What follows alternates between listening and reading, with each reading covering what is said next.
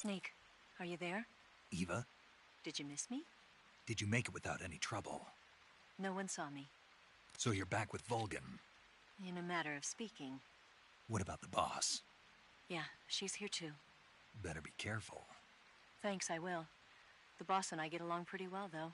I guess we traitors have a lot in common. Why would anyone want to defect? Betraying your country like that, I just don't get it. Are you talking about the boss?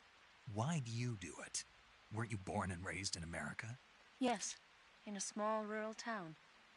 I never even knew there were other countries, other cultures, other ways of thinking, until I went to work for the NSA.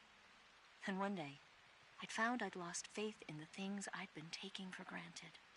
What did you see? What was it that made you want to change sides? You wouldn't believe me if I told you. Try me. I saw the universe. The universe? Not the actual universe. The universe as the intelligence community sees it. I realized that the gravity in this universe was holding me back. That's all. People and countries are both changed by their environment and by the times.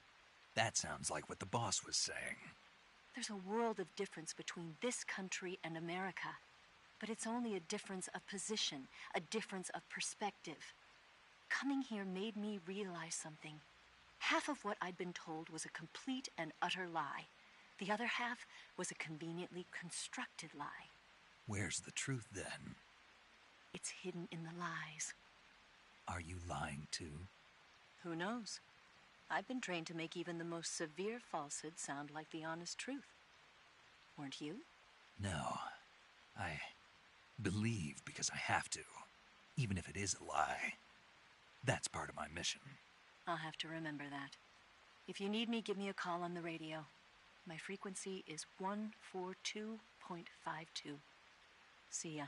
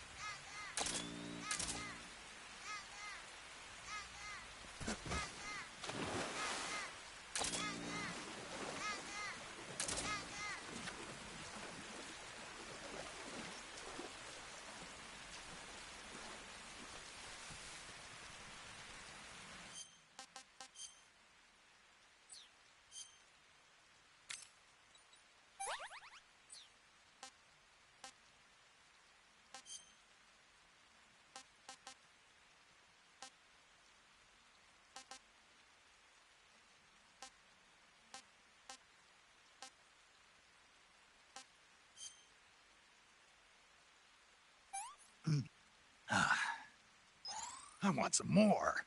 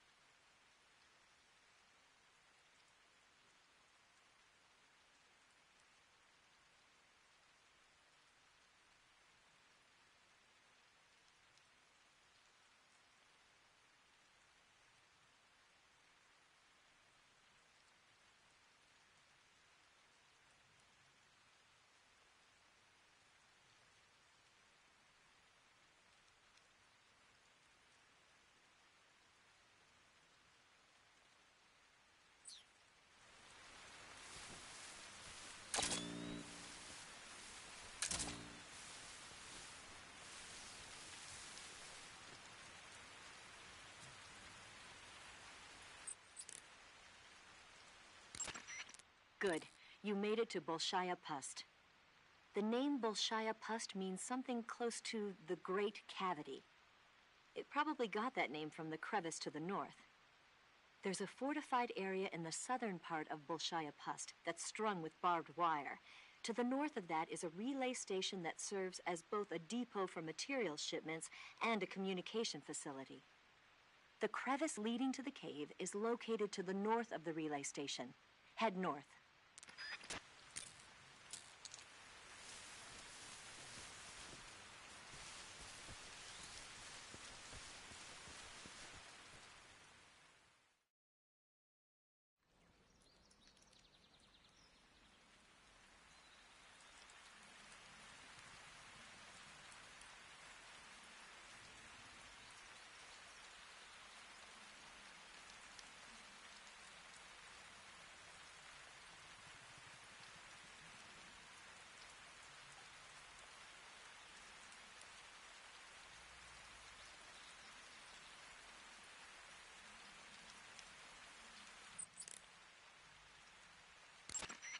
That area is known as Chorny Prud.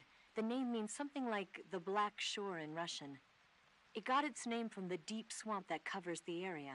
The crocodiles in that swamp are extremely vicious. Apparently, they've already chewed up a bunch of soldiers out on patrol. Now no one even dares to go near the swamp. They said that most of the soldiers who were killed were attacked from behind while they were in the water. You be careful out there. I see you caught yourself a green tree python. The green tree python isn't venomous, so no need to worry. It's fairly docile too, so I don't think it's likely to attack you. The green tree python originally comes from Australia and New Zealand. It's a really pretty green color, and it lives... Oh my god. What's wrong? Snake, what did I just say? They come from Australia and New Zealand. No, after that. They're a really pretty green color. I thought so. What was I thinking? Seeing a snake and calling it pretty? What's wrong with that? Everything. When a normal woman sees a snake, she's supposed to scream or get sick or something like that. And you think you're normal? What was that? Nothing. Oh, it's all your fault. Jeez, I'm sorry. But enough of that. What do you mean, enough of that? This is serious. No, I just wanted you to tell me how it tastes. How should I know? Ugh. It was awfully pretty, though. I see you've captured a magpie. Magpies are members of the crow family. They're distinguishable by their beautiful dark blue and white bodies and their long tails. Their favorite food is insects, but they'll also eat small fish, acorns, and fruit. They're omnivores, which means... They'll eat anything. Right, just like you, huh? Okay, so how do they taste? You always ask me that. Naturally. So? I've never heard of anybody actually eating a magpie, but I suppose there's no reason you couldn't. You don't say. Oh. I see you've caught yourself an arowana. The arowana is an ancient fish that lives in tropical freshwater areas. Because of its large size, I don't think you'll be able to capture one alive. Ancient fish like the arowana are living fossils. They've hardly changed their form since the Devonian and Jurassic periods. Other ancient fish besides the arowana include the coelacanth, the starlet, and the knifefish. Almost all organisms on Earth have evolved in various shapes and forms, but these fish have kept the same form for hundreds of millions of years. Baffling, isn't it? Sure. Well, I can see you're not interested. Not at all. I'm fascinated by ancient fish. Why? They're supposed to be huge, aren't they? You're wondering whether they'd make a good meal. Yeah. So, do they?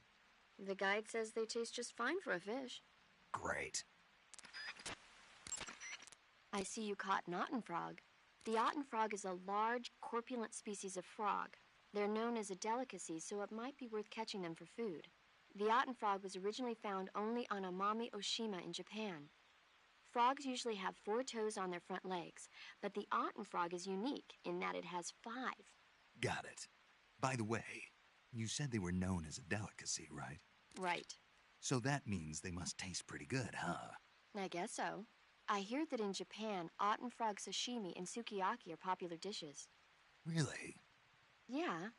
Japan, huh? That place is starting to sound better and better. I see you found a Yabloko Maloko. Diablo, what now? Yabloko Maloko. It's a Russian name that roughly translates as milk apple. It's a type of star apple. The juice is thick and sweet, like milk, hence the name.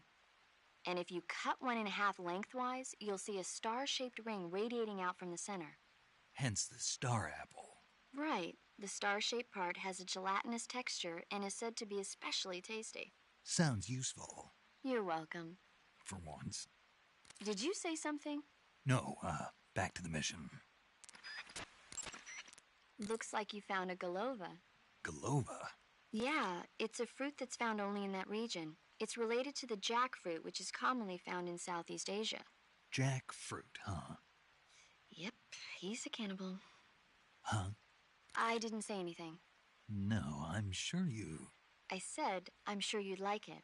Oh. Golova means head in Russian. It's probably called that because the fruit grows to about the size of a human head. It's supposedly pretty good to eat with a uniquely sweet flavor. The fruit itself is fairly large, so you can make a meal out of it. Golovas grow directly off the trunk of the tree. If you're running low on stamina, it might be a good idea to keep an eye on the tree trunks.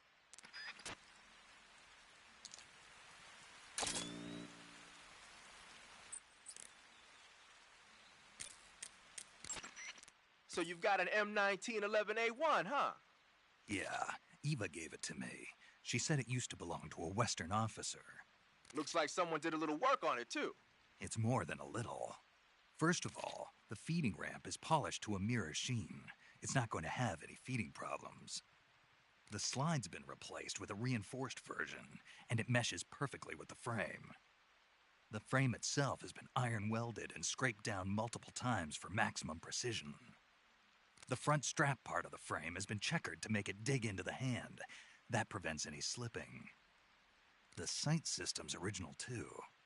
It's a 3-dot type. It's got an enlarged front sight, giving it superior target sighting capability. The regular hammer's been replaced with a ring hammer. That enhances the cocking control and increases the hammer down speed. They also reworked the grip safety to accommodate the ring hammer. Looks like they eliminated it altogether. This is a tool for pros. The thumb safety and the slide stop are extended to allow for more precise handling. The base of the trigger guard is whittled down so you can use a high grip.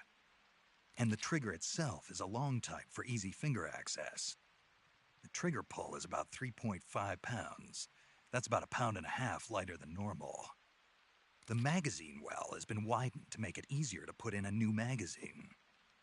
The magazine catch button has been cut down low to make it harder to hit it by mistake.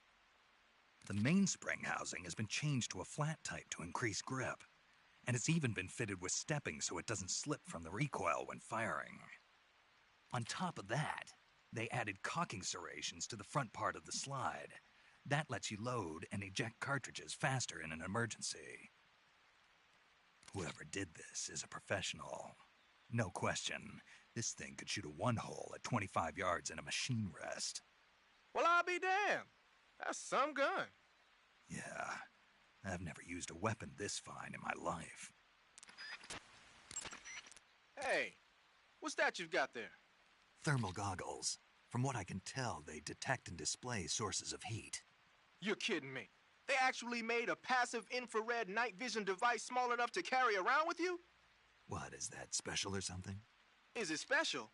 Here in the West, we've just barely got the technology to install it on aircraft. So that's what that thing is they put on the gunship. But doesn't the Army have something like that for driving vehicles at night? I thought I saw... You mean the ANPAS-5. That's an active infrared night vision device. It fires infrared beams from an infrared projector and uses the reflections to build an image. Those goggles you've got there are completely different. Basically, when you've got those equipped, you'll be able to spot enemy soldiers in the jungle with ease, even if they're camouflaged. They might even help you find traps. But you won't be able to see the terrain as well, so watch your step.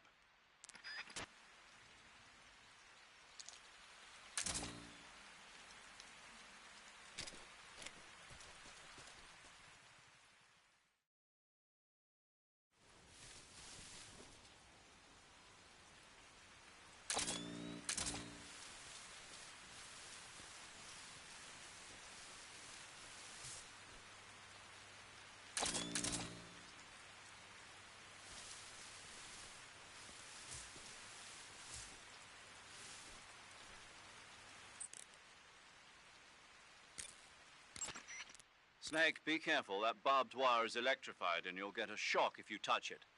It looks like there's no way to get over it.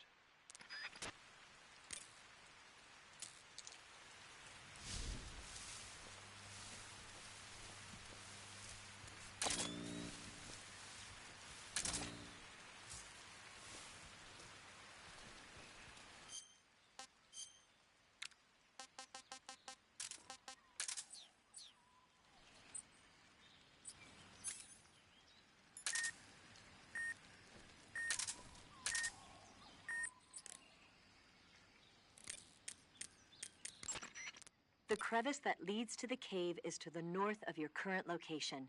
Keep heading north. First, enter the cave through the crevice. Using the mine detector, huh? When you equip the mine detector, it lets you know with a sound if there are any claymore mines nearby.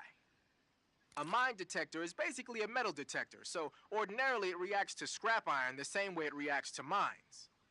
They say that only about 1 out of every 100 objects it responds to is an actual mine.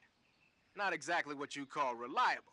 So they're researching other ways to detect mines, like sniffing for molecules given off by explosives and using a kind of underground radar. One of these days, they might actually make something that works. But the one you're using is apparently set up so that it only reacts when it finds a claymore on the ground. No need to worry about it being fooled by anything other than a mine.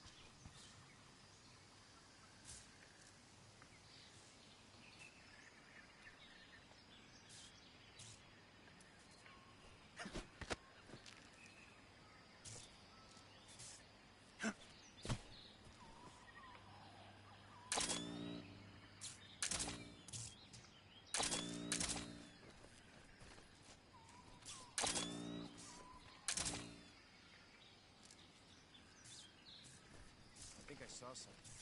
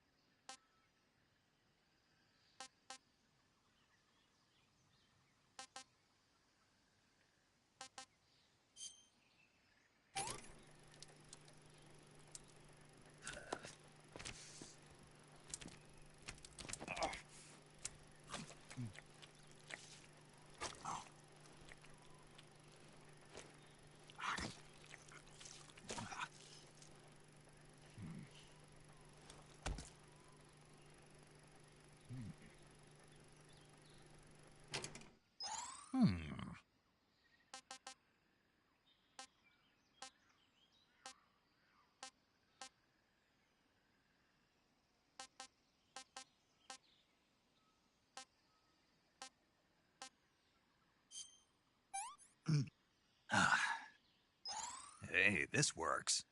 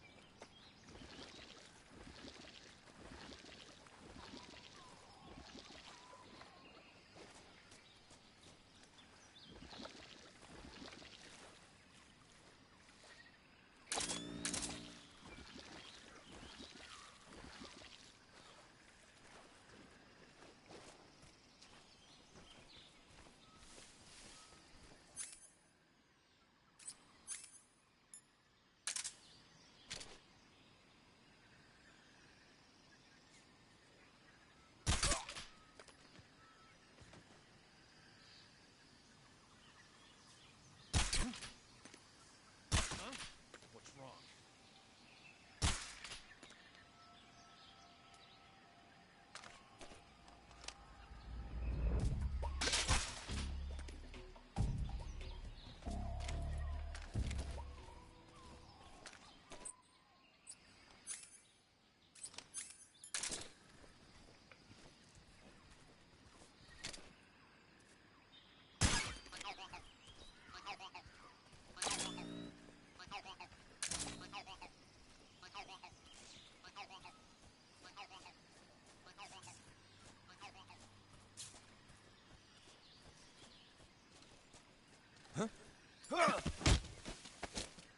Speak. There are lots of traps around here. Answer me. What dogs really like is animal meat.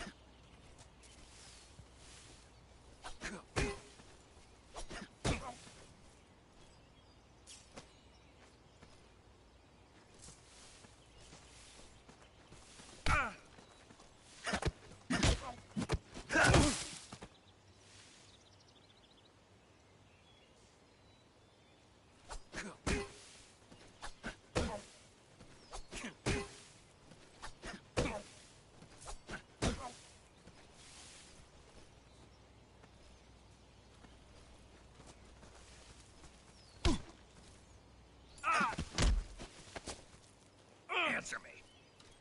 To the north. Speak. There's more of us.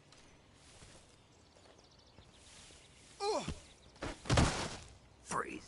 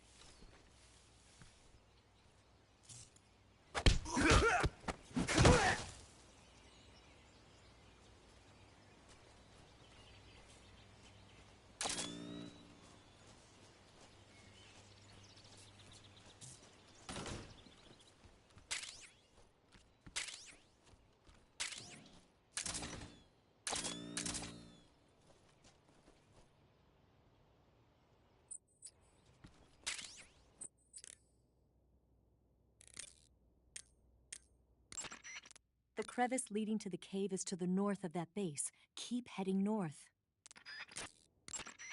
Good. You've reached the relay station, but stay alert. That station is an enemy strongpoint. The security is bound to be tight. But there's no other way to get to the crevice if I don't make it through. Exactly. The crevice leading to the cave is in the north of that area. Find a way to slip past the enemy and head north.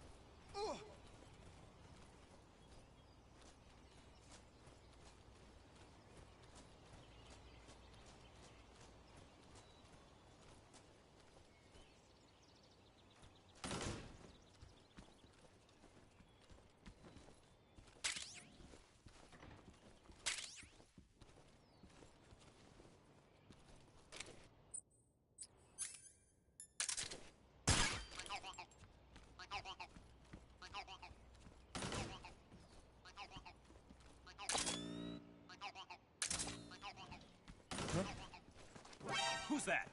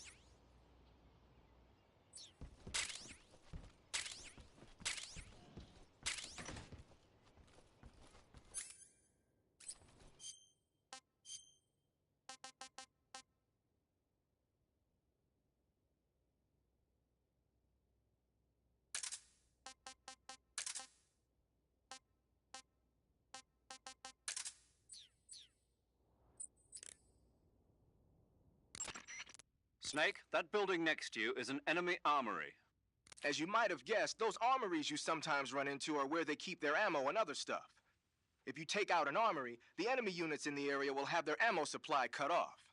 And if they know they're on their last leg, they'll use ammo a little more sparingly in a gunfight. Bottom line, if you blow up an armory, the enemy's firepower decreases. By destroying an armory, you can cut off the enemy's supply of ammunition. That should make your job a lot easier.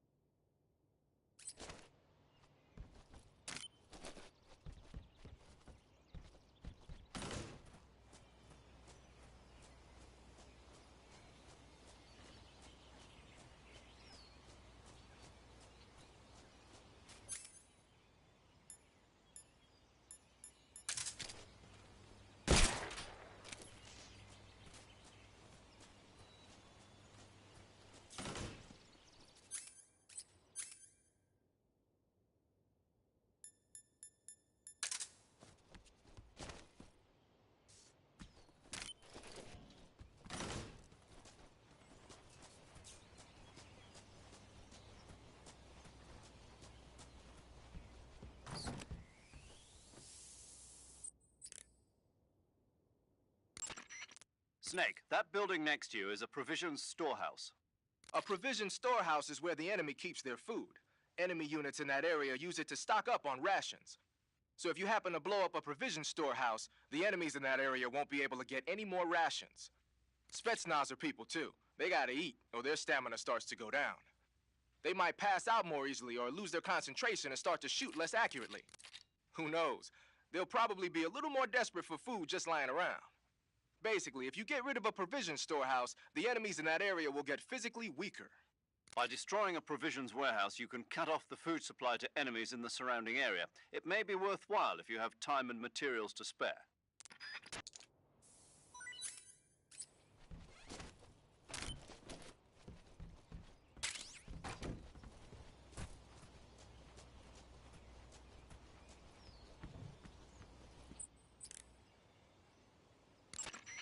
Major, What is it? that attack chopper is parked on the heliport.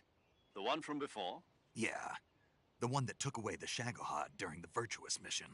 Perhaps it's an armed variation of the Mi-8 HIP.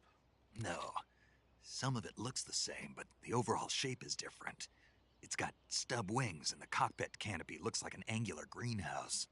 No kidding. Then it must be some kind of new model. I've heard stories recently that the Soviets are developing a flying infantry combat vehicle. That's gotta be it.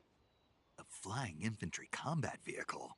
Yeah, a transport chopper with troop-carrying capabilities.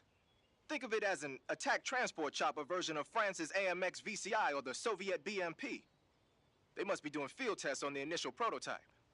A next-generation chopper that's a little smaller than the hip. Maybe we should call it a Hind. Not bad. It's cool with me. Then it's settled. We'll refer to that new type helicopter as a Hind from now on. The Hind you see parked at the heliport must not be ready to fly. You don't need to worry about it taking off. If you're going to destroy it, now might be your chance.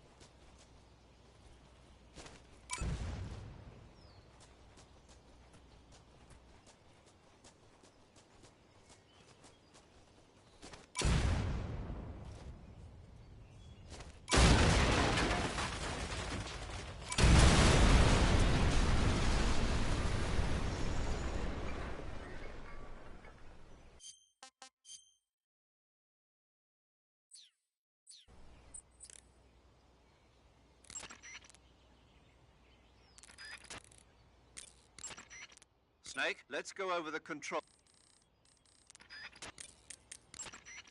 Looks like you've got some TNT. TNT is short for trinitrotoluene, a pale yellow crystalline compound made from a trinitrified mix of nitric acid and sulfuric acid. It's used throughout the world as a military explosive. It has a low sensitivity and is chemically stable, making it easy to handle. It's also got a low melting point and can easily be shaped by boiling or steaming it. But because the sensitivity is so low, you need a booster to actually get it to explode. No problem. It came with its own remote control detonator. Good. Then all you have to do is press the aim button to equip the TNT before placing it with the attack button. Use the action button when you're ready to set it off. The map screen in the survival viewer will display the locations where you've planted TNT. Take warning though, the radio signal for the detonator is pretty weak. Don't forget that it can only set off TNT that's planted in the same area.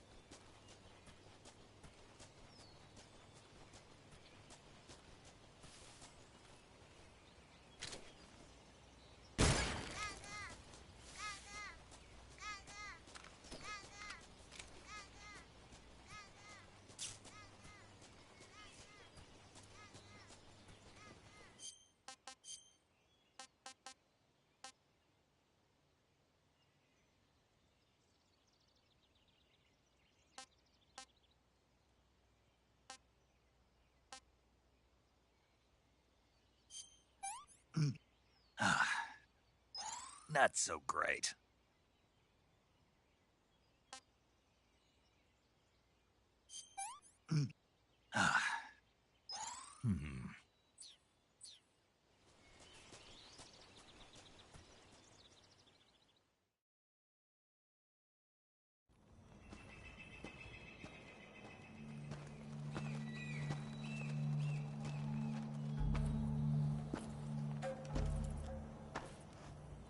You're here at last. Looks like the boss's info was right.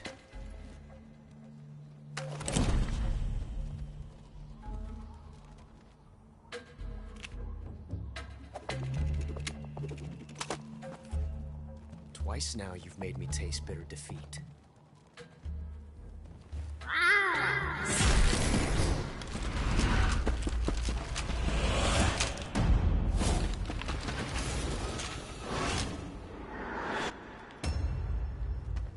I hate to disappoint the Cobras, but you're mine now. All of you, leave us.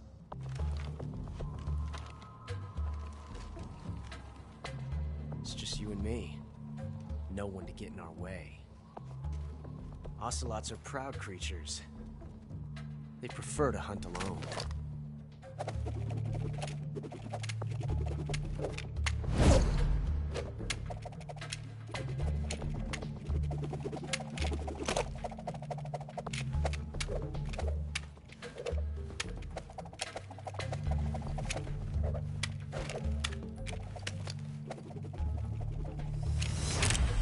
Shots.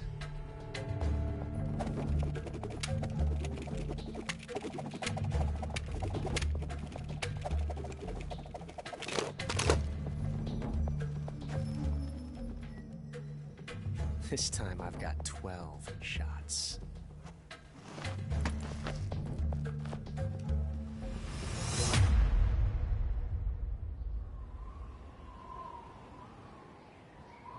Okay. Draw!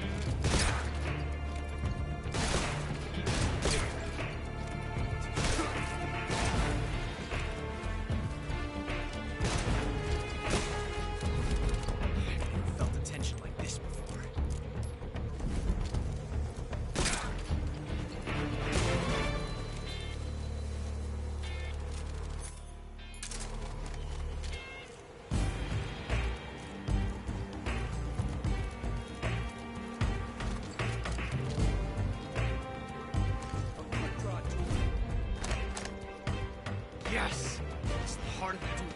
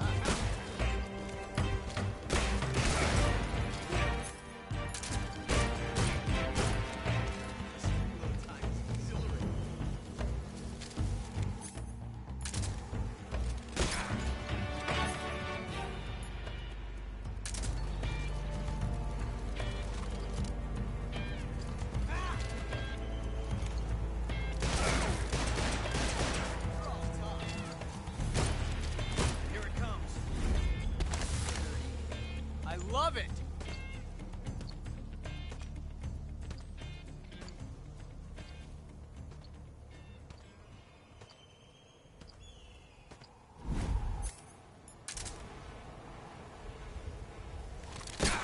I felt that. Major, forgive me.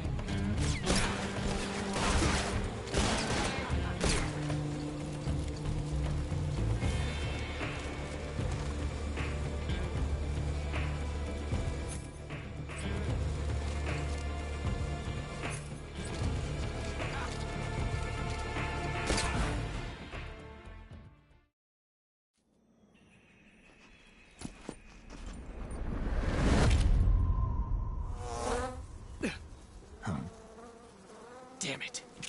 He found us.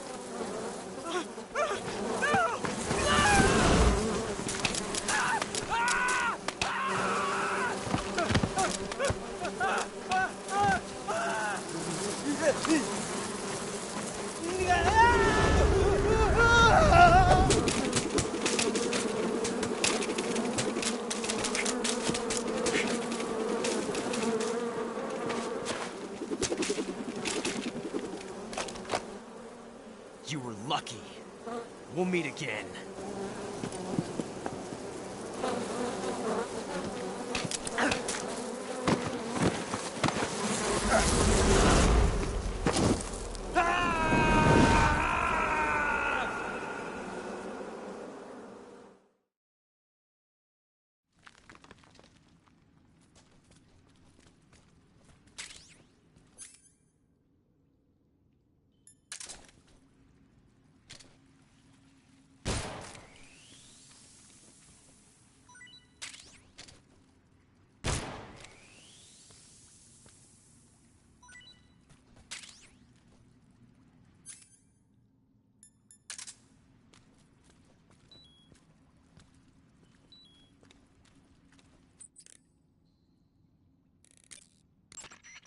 Snake, are you okay? Snake!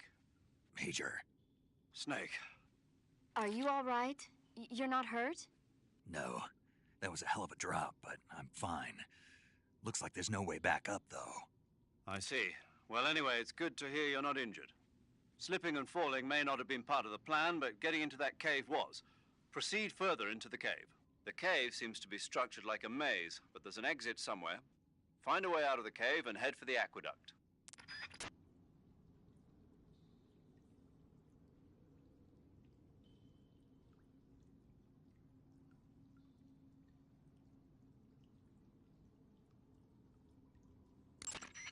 The cave seems to be structured like... Snake, are you all right? Yeah, just barely. What the hell were all those hornets? Most likely that was the pain, one of the cobras. I figured as much. Are they tracking me? I don't know. The cobras only take orders from the boss. Not even Volgin knows what they're really up to, so I don't know anything about them either. No kidding. I'll try and dig up as much as I can about them. You just focus on moving ahead. Go to the end of the cave and you'll come out in an aqueduct overgrown with mangroves. This leads to the Ponizovye swamp. And Snake, be careful. That cave... is pitch dark inside. Good. I did remember to tell you then. If it's completely dark and you need a light, try using a torch. I heard there's some emergency torches stored somewhere in that cave. Torches. Got it. So where are they? Huh? Where are the torches? How should I know? Go find them yourself. Snake, you smoking a cigarette? It's not a cigarette. It's a cigar. Same thing? It's not the same thing. Doesn't matter to me. What I want to know is, why'd you take it with you? Because I need it. For what? I can't smoke a cigar if I don't have one, can I? So you just wanted to smoke it? Yeah. Man, you got problems. Do what you want. Just keep in mind that your life goes down when you're smoking it. I see you've caught yourself a Kenyan mangrove crab. The Kenyan mangrove crab is a land-going crab. It lives in burrows dug near seashores and mangrove swamps. It's not poisonous, but it might hurt a little if it attacks you with its pincers. Treat it with caution. Got it. So this thing must taste pretty good, huh? Why do you say must? It's a crab, isn't it? It is. And crabs are good to eat. What's so good about them? You don't like crab? Not at all. Why not? Why? How can you eat those things? They're all purple and yellow striped, and they stink like cat pee. But that's just my opinion. Don't listen to me. Let's see here. The guide says... no way. It says they're delicious. Well, if you want to eat one, then go right ahead, but count me out. I see you caught yourself a rat. The rats in that area are the descendants of wild Norway rats that were domesticated by humans as pets and lab animals. They're not poisonous, and I don't think they'll attack you, but they're quick little creatures, so you might have a hard time catching one. Uh-huh. So how do they taste? Snake? What? They're rats. I know what they are. Do they taste okay? The guide says they're not that bad. Good enough for me. Ugh. I see you've got yourself a ration. Rations are portable meals carried by Soviet soldiers. I've heard some nasty stories about how they taste. It looks like the rumors are true. Great. Hey, you should be grateful. Those things are designed to last. No matter how long you keep a ration, it'll never go bad. And they're surprisingly good for you, too. I'd take a snake over this any day, even if it's a little rotten. You are hopeless.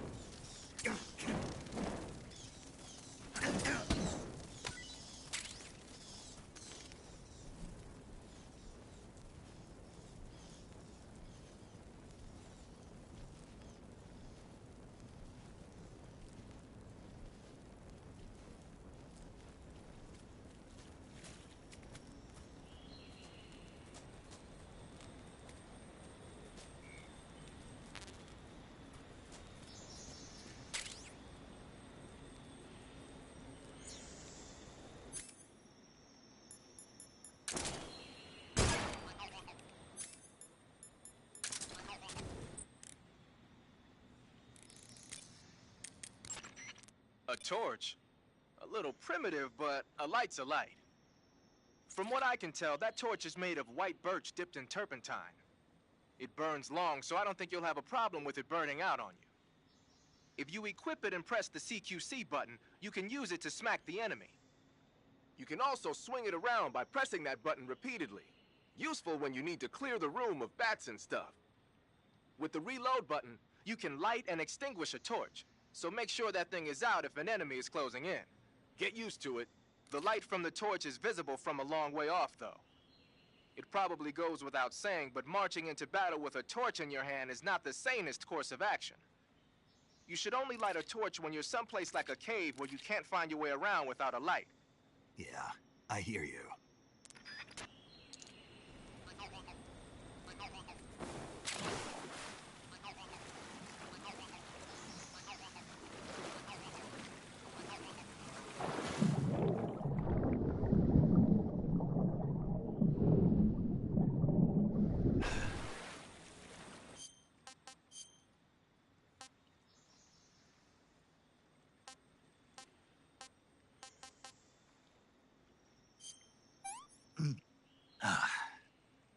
Pretty tasty.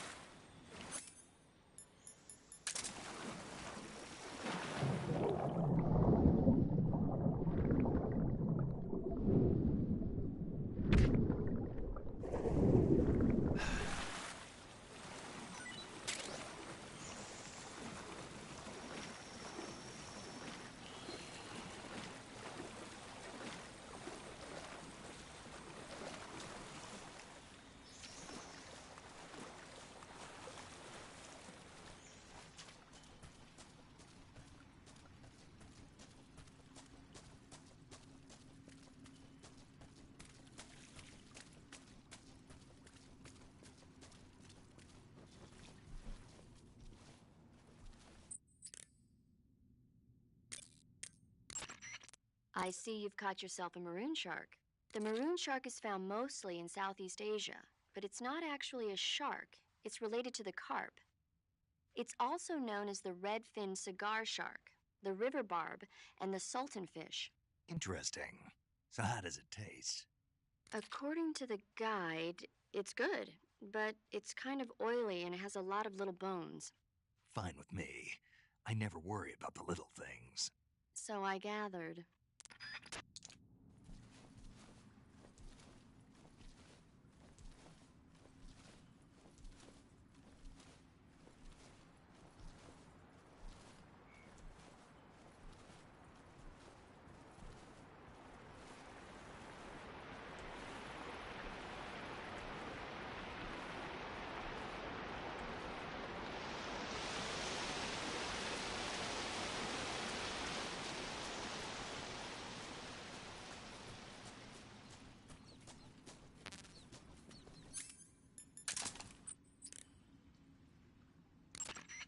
I see you've caught a vampire bat.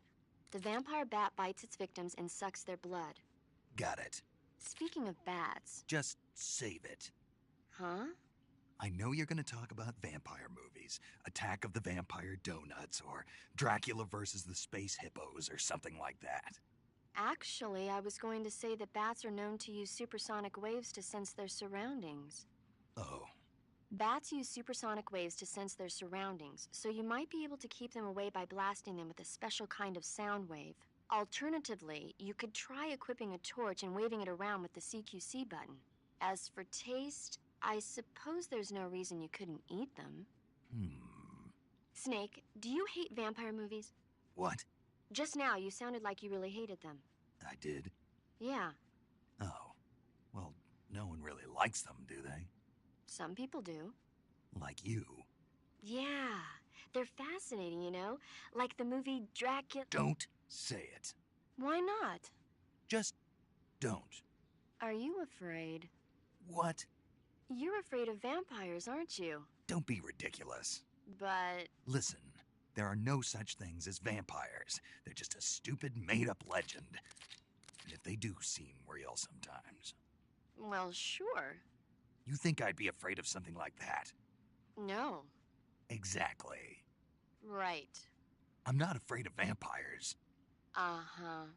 It's just that whenever somebody starts talking about vampires, I end up dreaming about them that night, and I don't need that right now. That's all.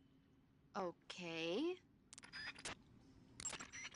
I see you found some Russian glow caps. The Russian glow cap is a kind of luminescent fungus, a mushroom that glows in the dark. Why would a mushroom glow in the dark? It's bioluminescent, just like a firefly. It uses the so-called luciferin luciferase reaction. To put it simply, luciferin reacts with luciferase in the presence of magnesium 2+ ions, breaking it down into oxyluciferin and carbon dioxide. The carbonyl groups in the oxyluciferin are initially in an electrical excited state. When they return to their base state, they give off light. Did you get all that? Not really. Oh, By the way, does that mushroom recharge your batteries when you eat it? huh? I mean, it seems like if you ate a glowing mushroom, it might recharge your batteries or something. Snake, your batteries are organic batteries. They produce electricity by utilizing the potential difference between cells. Organic batteries are known for their highly efficient energy conversion, but they still rely on chemical reactions between proteins and enzymes to So you're saying they'll get recharged? believe what you want. Great. Tell me something, Sigint. What's that? What does Sigint mean, anyway? It's short for signal intelligence. Signal intelligence? The part of intelligence that deals with electronic information.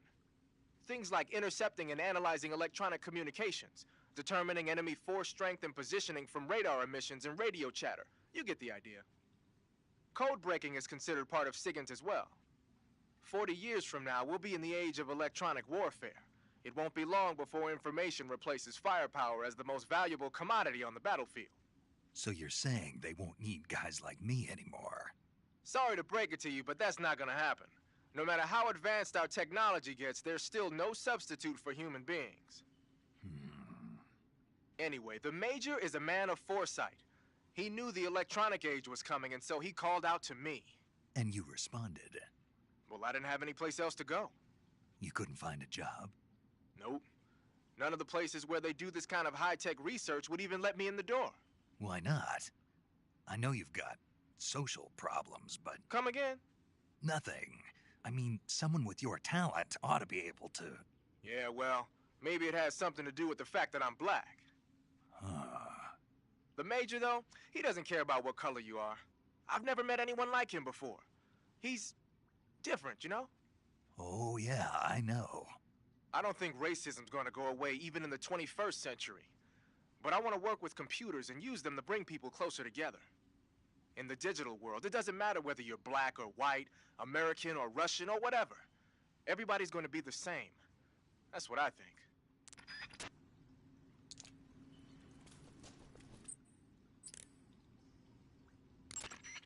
Got yourself an AK-47, huh? The AK-47 is the official assault rifle of the Soviet Army.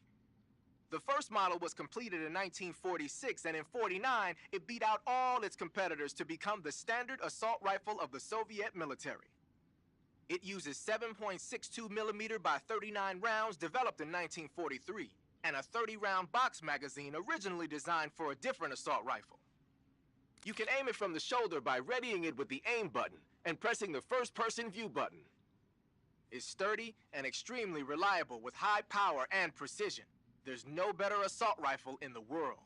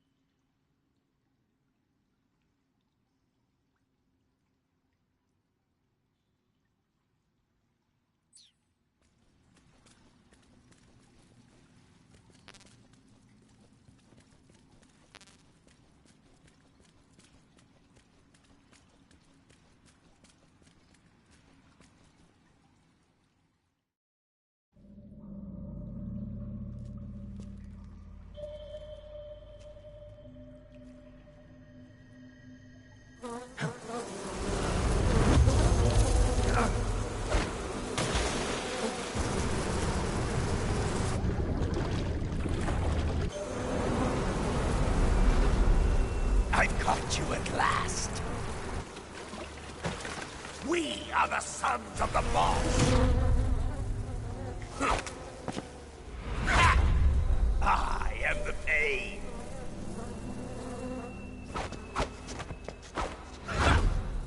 I will guide you to a world of anguish beyond your imagination.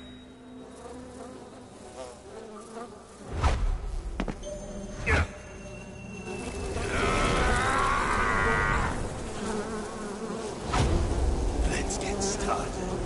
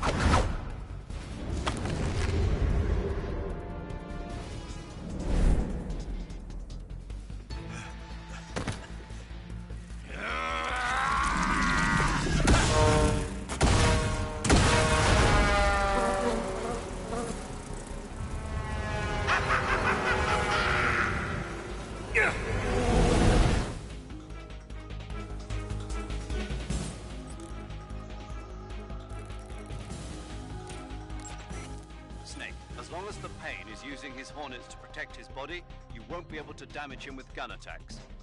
You'll need to use a grenade to get rid of the hornet swarm first. Throw a grenade at him. Get rid of those hornets protecting him, and then attack him with a gun. Snake, watch out for those bullet bees. Bullet bees are the name the Pain gives the special hornets he raises inside his own body. And if they get into your body, your wounds will become worse and worse until you get rid of them. If you're afflicted by bullet bees, go into the survival viewer immediately and use Cure to dig them out with your knife. Once the bullet bees are out, don't forget to apply styptic and disinfectant to the wound. The Pain is said to possess the power to control his hornets at will. Watch out for insect-based attacks, especially his so-called bullet bees. The Pain doesn't just use hornets, he's got guns and grenades in his arsenal too. Be especially careful about those grenades. The Pain has the power to control swarms of hornets at will. Watch out for his hornet-based attacks. The Pain seems to be directing swarms of hornets to attack you. Be careful. If you're attacked by a swarm of hornets, your life will steadily decrease. When the hornets come to attack you, you can cause the swarm to scatter by shooting at it with your gun. Also, the hornets can't follow you into the water, so you can get away by diving into the water. Hornets are also vulnerable to fire and smoke. You can keep them away from you by using a smoke grenade. Swinging a torch around using the CQC button should also work.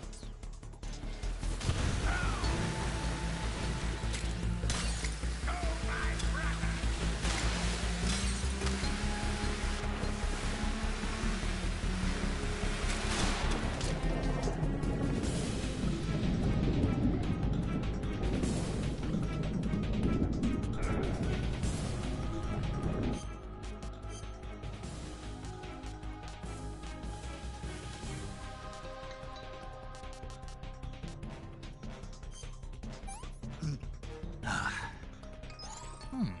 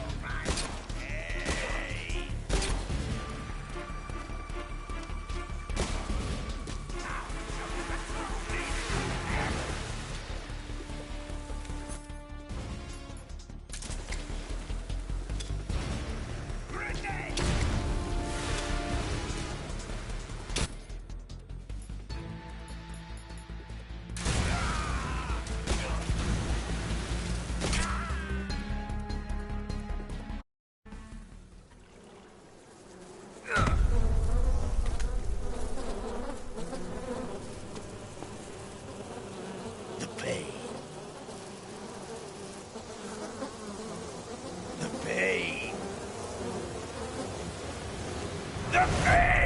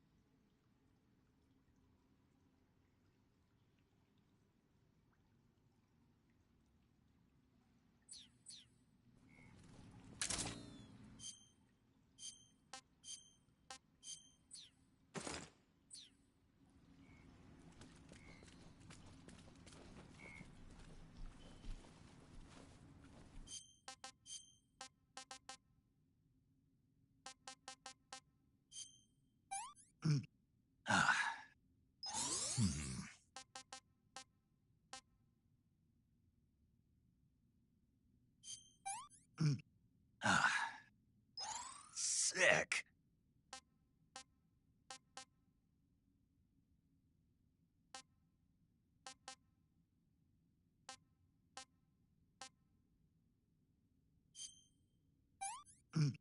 Ah, delicious.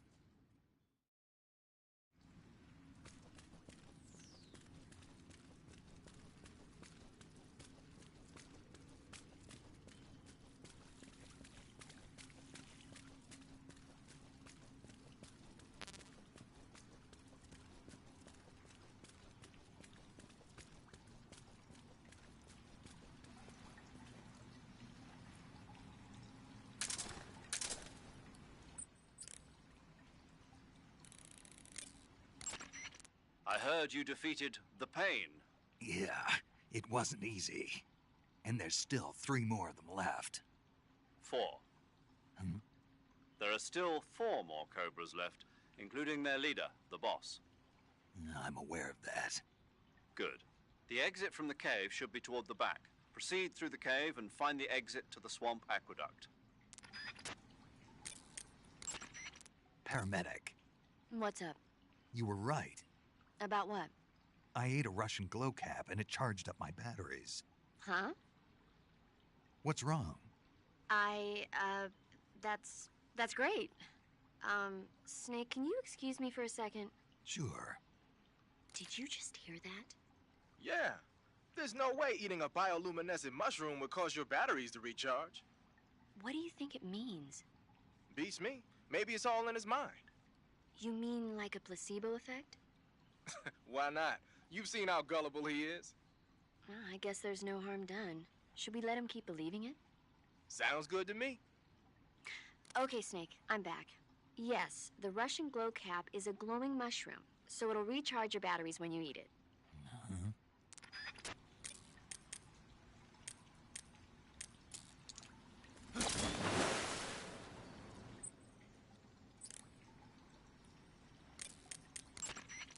Hey, what's that you're wearing? Night vision goggles.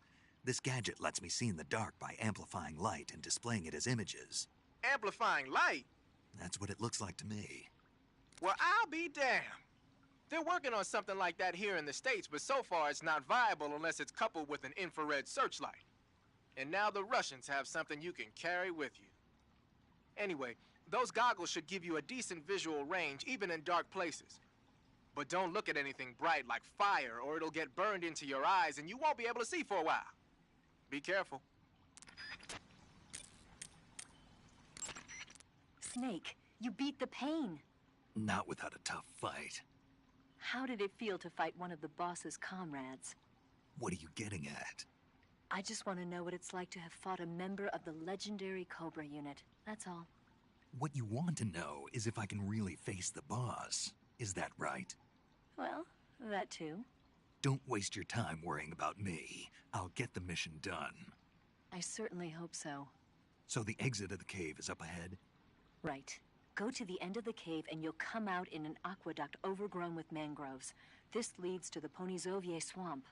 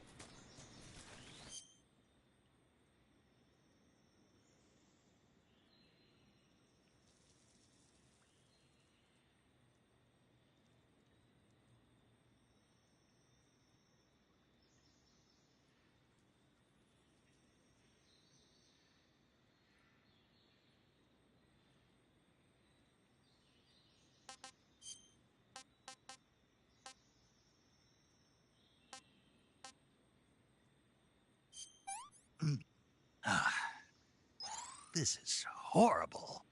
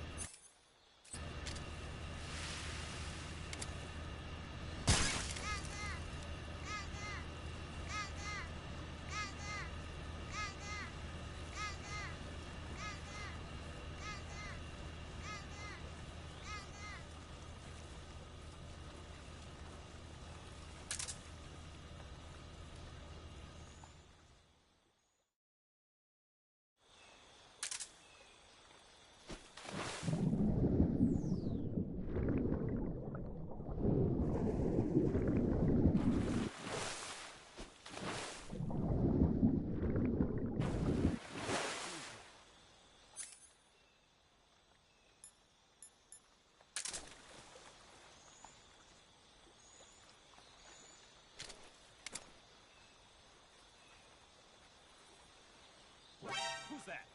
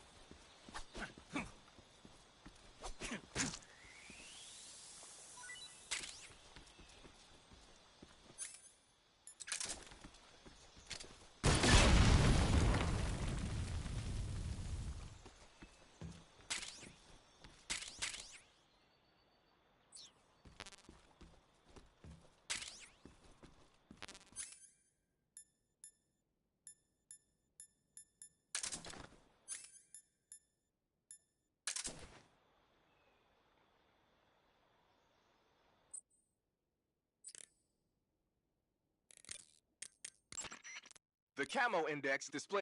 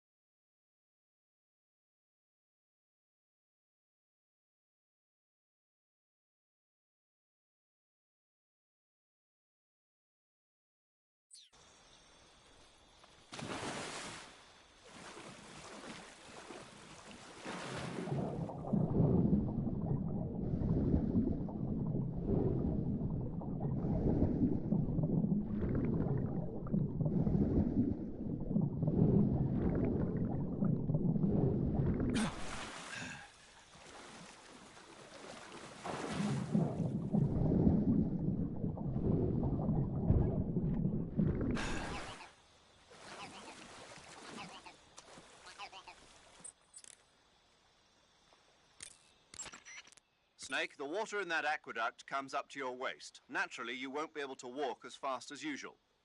But you can crawl to go underwater and swim your way through. The controls when you're underwater differ somewhat from when you're on land. The movement stick controls the direction you move in.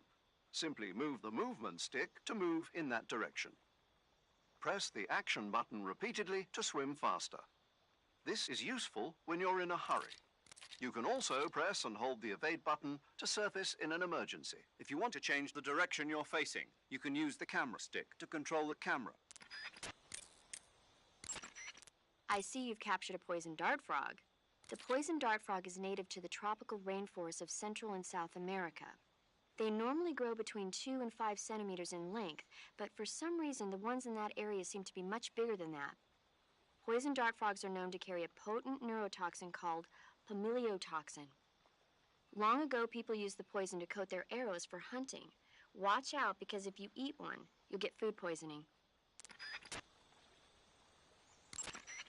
I see you've caught a cobalt blue tarantula. The cobalt blue tarantula is a poisonous spider with a highly potent venom. If you get bitten, go into the survival viewer immediately and use Cure to administer a serum injection. There are many different varieties of tarantulas. The cobalt blue is part of a group called earth tigers.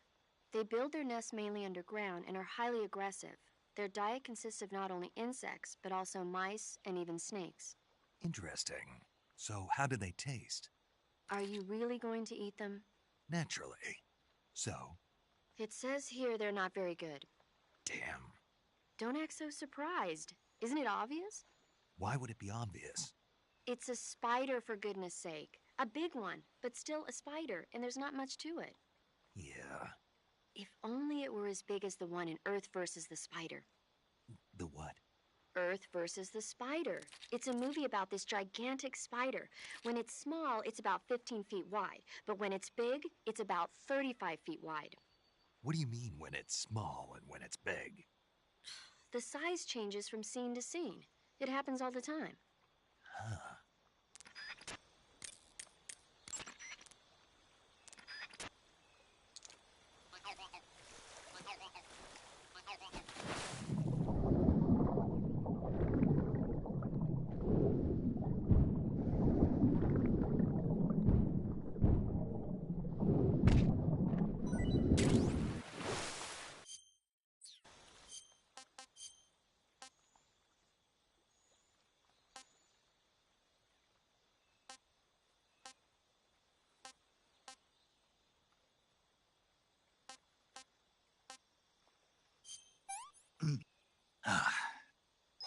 Hey, this works.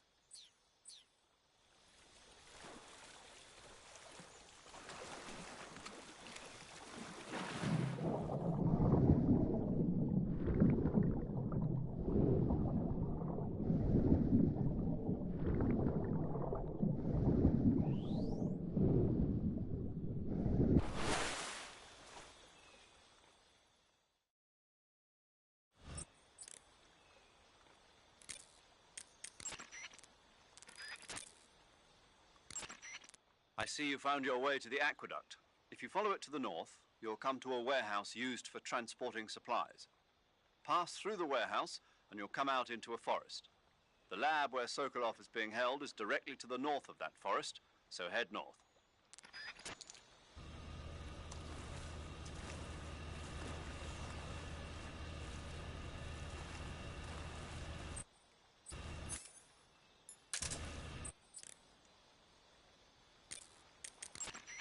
You say they have flying platforms out there? Flying platforms are a type of personal VTOL aircraft. They were working on those in America, too, weren't they? Yeah, back in the 50s. They were supposedly going to be used for scouting and patrol missions, as well as to spot for artillery units and transport troops into rough territory. They even got an initial prototype off the ground in 1955. But the thing wasn't fast enough, and there were problems with getting it to stop and turn in midair, so they ended up scrapping the project. The ones you see there were built by the Soviets after they got their hands on the American design plans. The American model used a pair of contra-rotating rotors to generate lift, but those Soviet models seem to be using jet engines instead. They must have kept going with their research after the US abandoned its own project. Now they've finally overtaken us. You gotta give them credit for sticking with it. If you get spotted by an enemy riding a flying platform, they'll go into alert phase. The flying platforms themselves don't seem to be armed, but the pilots are carrying Scorpion submachine guns and grenades. The recoil on the Scorpion is low enough so that they should be able to fire one-handed in full auto mode. That gives them some serious firepower. The armor plating on the body of a flying platform is bound to be pretty thick. I don't think you're going to be able to penetrate it with a handgun or an assault rifle. When you're up against a flying platform, try and aim for either the pilot or the engine on the underbelly.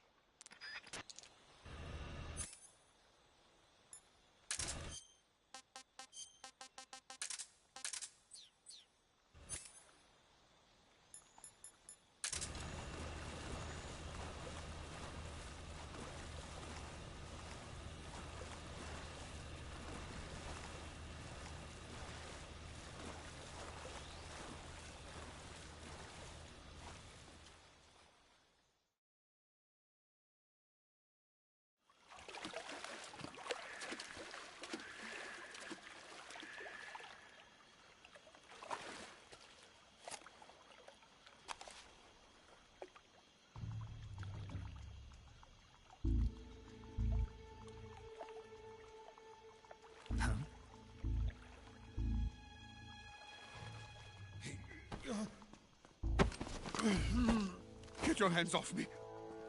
I'm not going anywhere.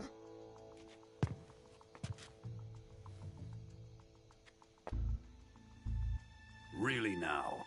How many times must I tell you?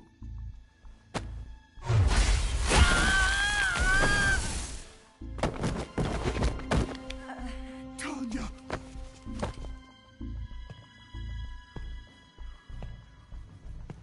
Each time you resist, your lover will suffer the consequences. Is that clear? Vulcan.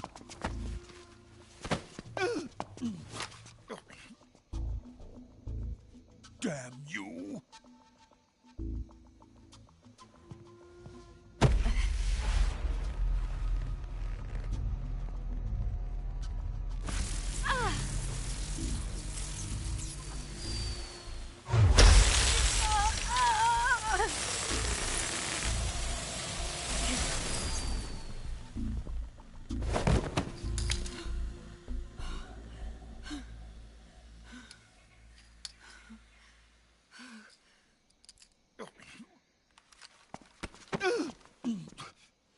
Hold it right there, traitor.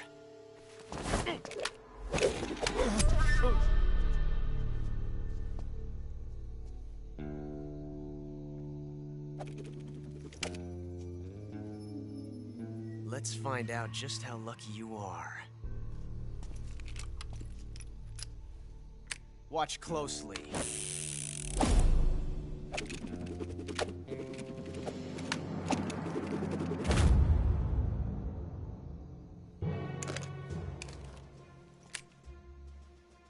One of these 3 guns has a single bullet in it.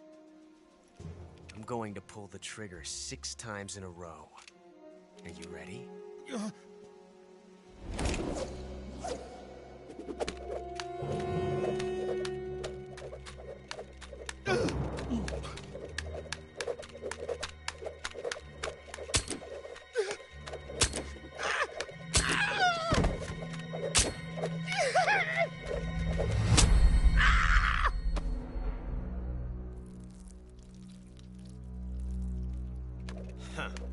Looks like your luck hasn't run out yet.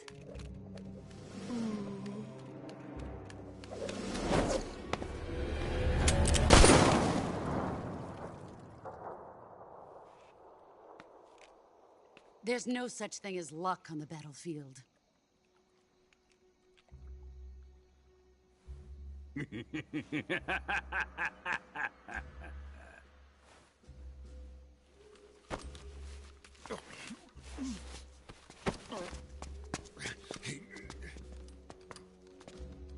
You'd better stay in line from now on.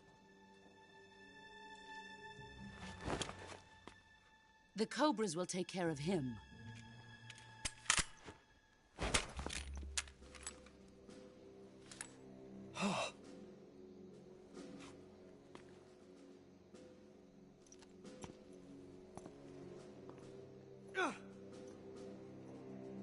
Has the CIA dog been disposed of yet? The pain is dead. What?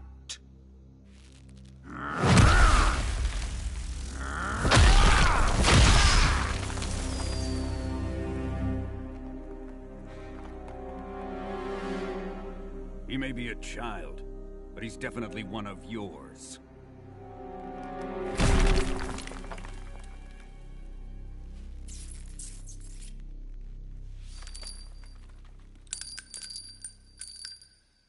I fear Khrushchev may have a hand in this. We have no time to lose. You must eliminate him before the final test. Don't worry. They'll be able to handle it.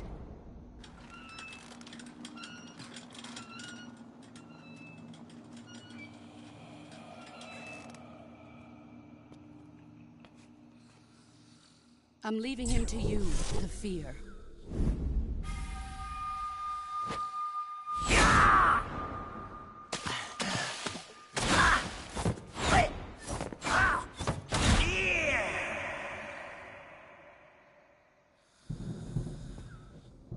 The old man is always sleeping. Is he all right? The end is saving what life he has left in him for battle. Normally, he's dead. But he'll wake up when the time is right.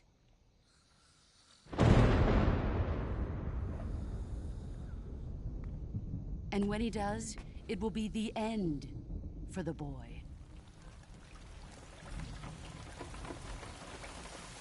Nah.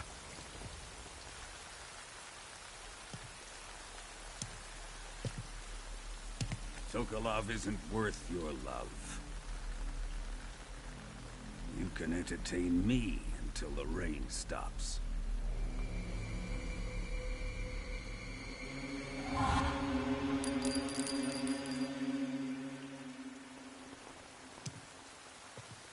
Kuwabara, Kuwabara.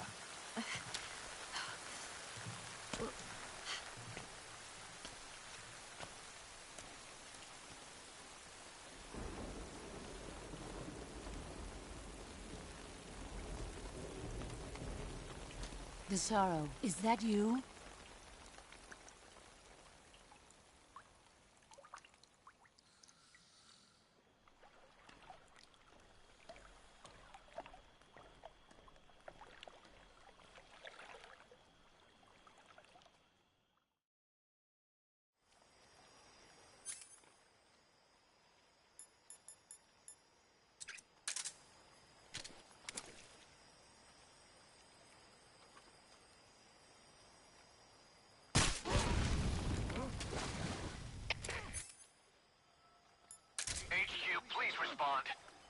This is HQ.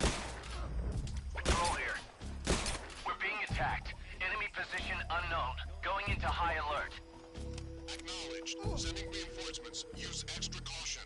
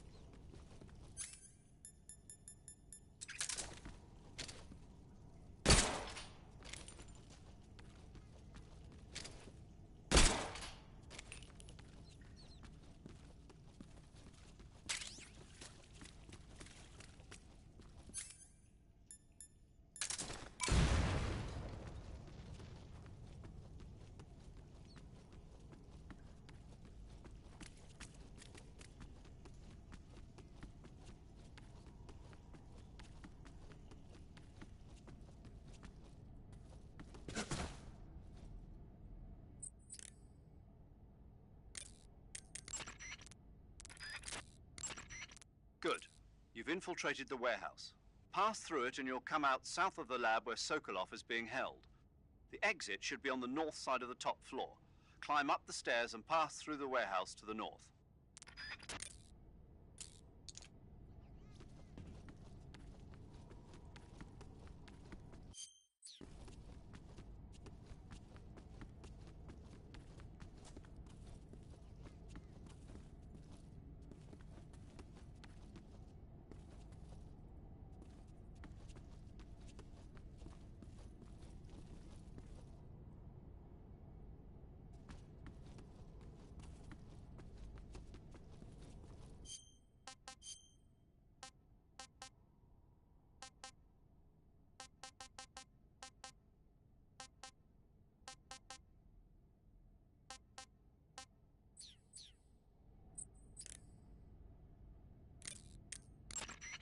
You got some instant noodles, huh?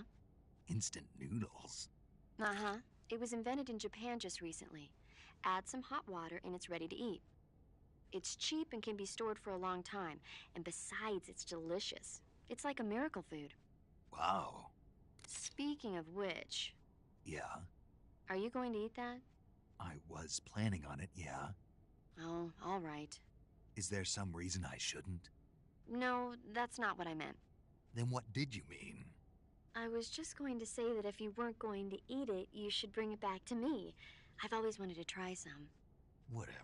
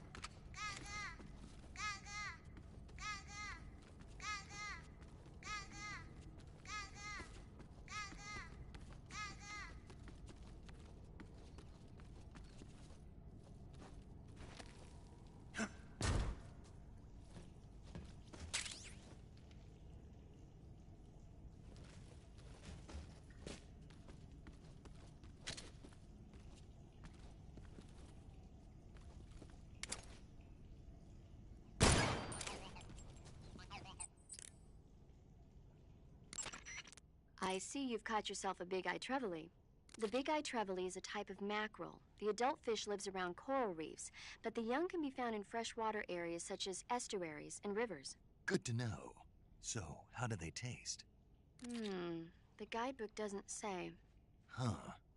Well, if they're a kind of mackerel, they should be okay to eat, right? You'd think so, but... But what? Well, I've heard stories about people getting ciguatera poisoning after eating the adult fish. Ciguatera poisoning? Uh-huh. Fishes that live near coral reefs are sometimes contaminated with a poison known as ciguatera toxin. It apparently gives you food poisoning when you eat it. So I can't eat those big-eyed trevally? I don't know whether those trevally are contaminated with ciguatera or not, but use caution just in case.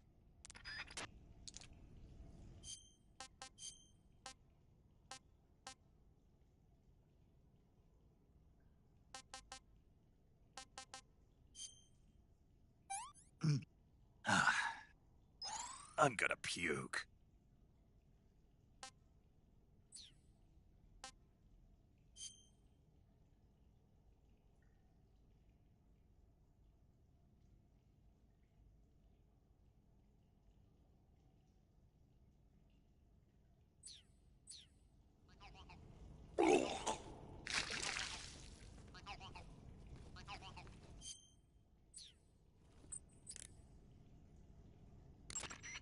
I see you found a Russian false mango.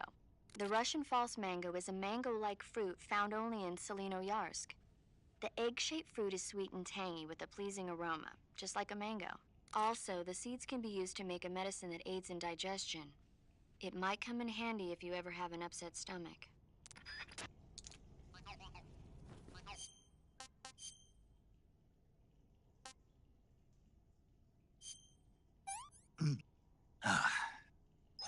Not too bad.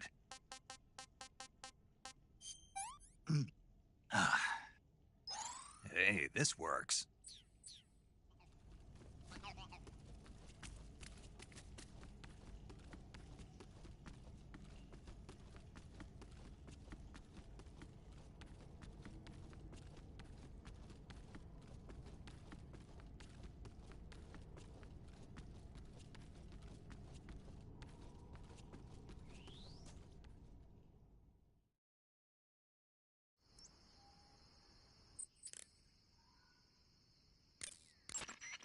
Snake, the lab where Sokolov is being held is to the north of that forest. Keep on heading north.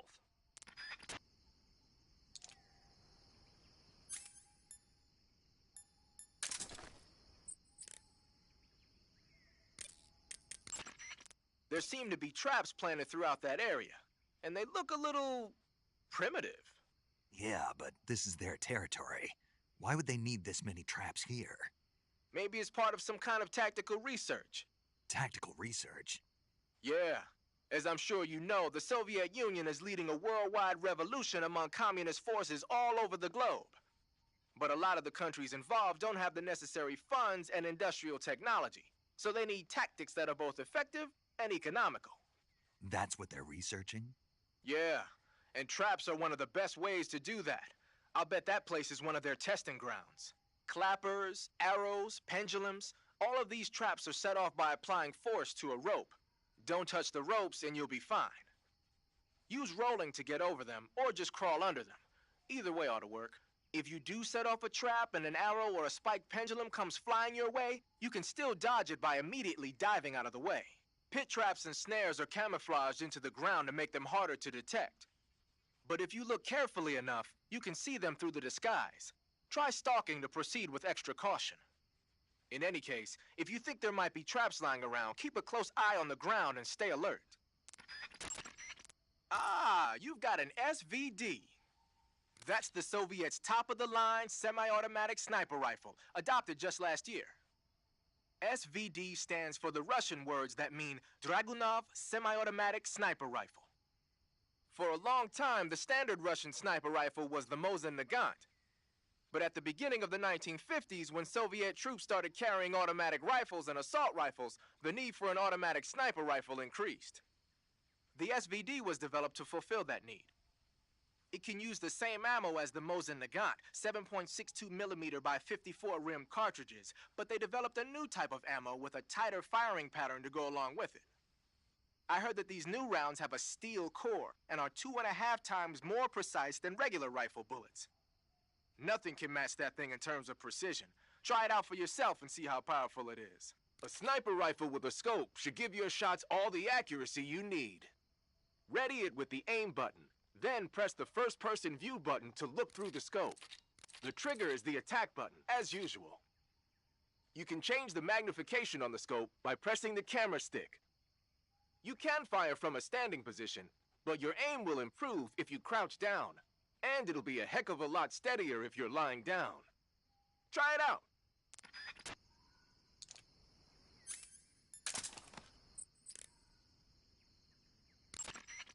Ah, I see you got yourself an M37. The M37 is a 12-gauge pump-action shotgun.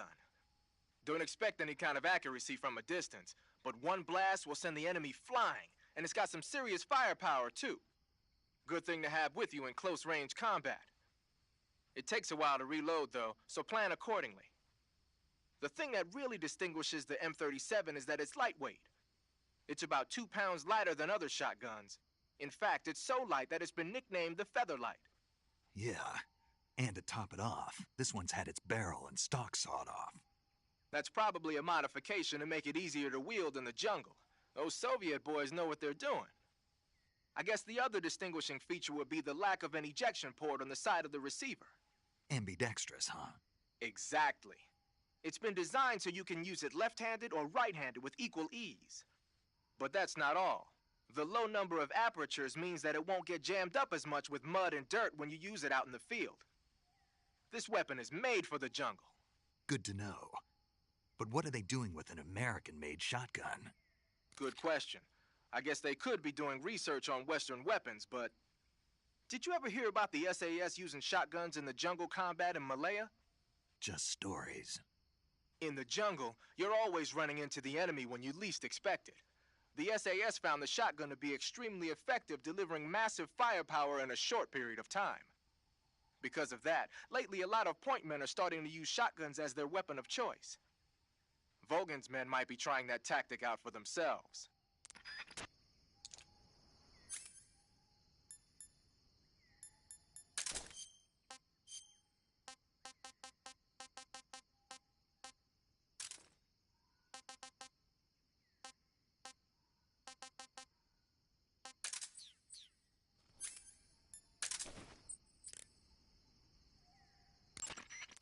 traps and snares are camouflage. Clappers, arrows. If you do set off a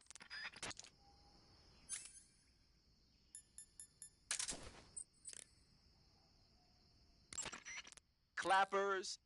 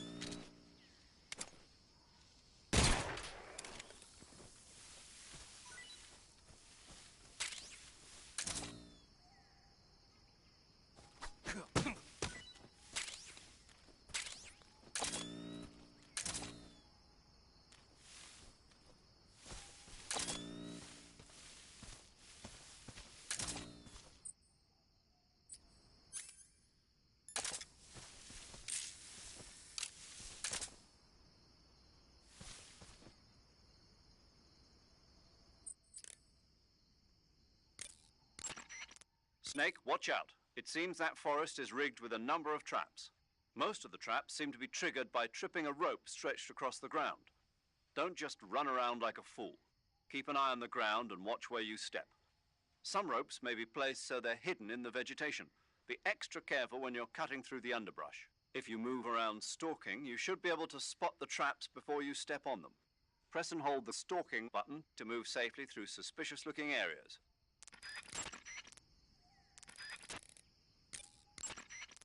Snake, the lab was...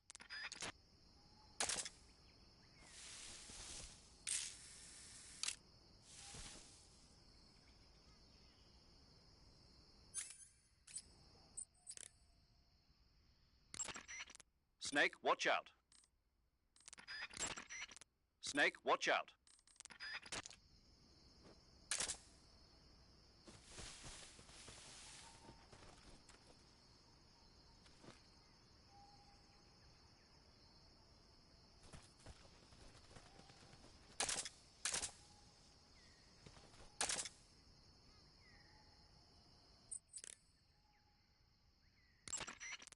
Snake, the lab... Snake, camouflage uniform...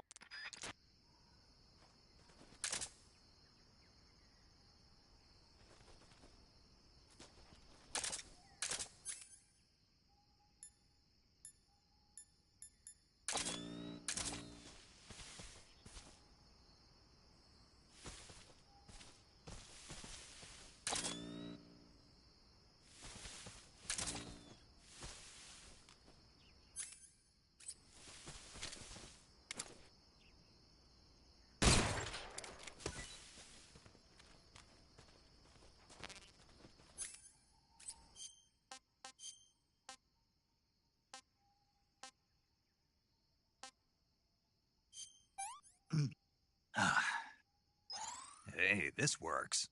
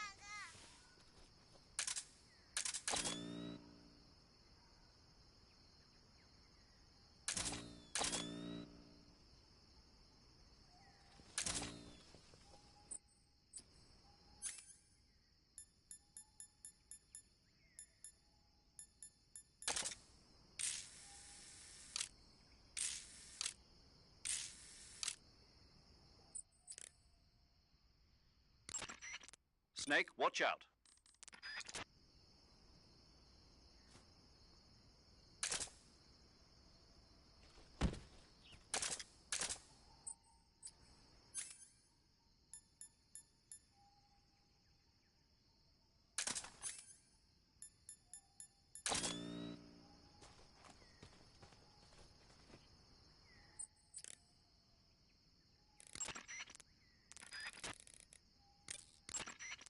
Major, I found a... I know. It's probably a scientist who fled from the lab.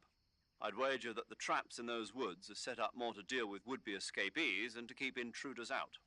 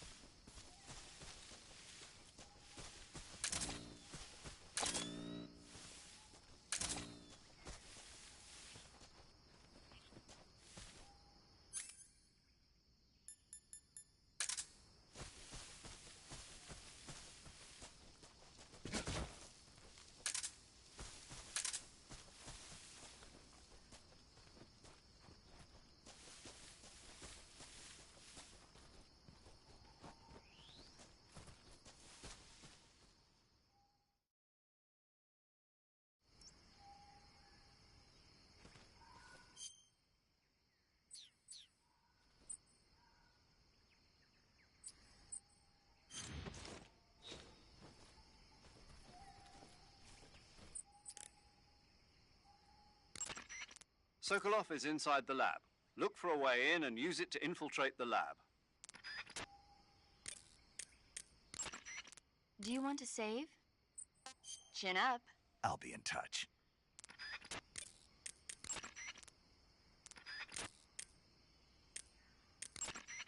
I see you've caught a European rabbit. The European rabbit is said to have come from the Mediterranean region originally, but nowadays they're found all over the world. They've been used since ancient times as a source of food, so it might be worth catching them. Rabbits are known to eat their own excrement. They eat their own... That's right. It's called cecal feces. When the rabbit eats fiber, the fiber is fermented in the rabbit's appendix, or cecum, and turned into a nutritious substance full of vitamins. The rabbit excretes this substance and then eats it again to absorb the nutrients. That's a neat trick. I think I'll give it a try. Snake, rabbits and humans don't work the... I'm just kidding. You really thought I was going to eat it? A little, yeah. Even I wouldn't do that. I guess not. But how did those cecal feces taste? What? I'm just kidding. Oh... Haha! So you're wearing the black camouflage. The black uniform isn't really camouflage. It was intended to have a psychological shock effect on enemies in hostage rescue operations and stuff like that. But it should also make you pretty hard to see if you wear it in a dark environment. And it might also work on black, earthy surfaces like you'd find in swamps. Wearing black face paint, huh? Painting your face with black paint should give you a high rate of camouflage in dark areas.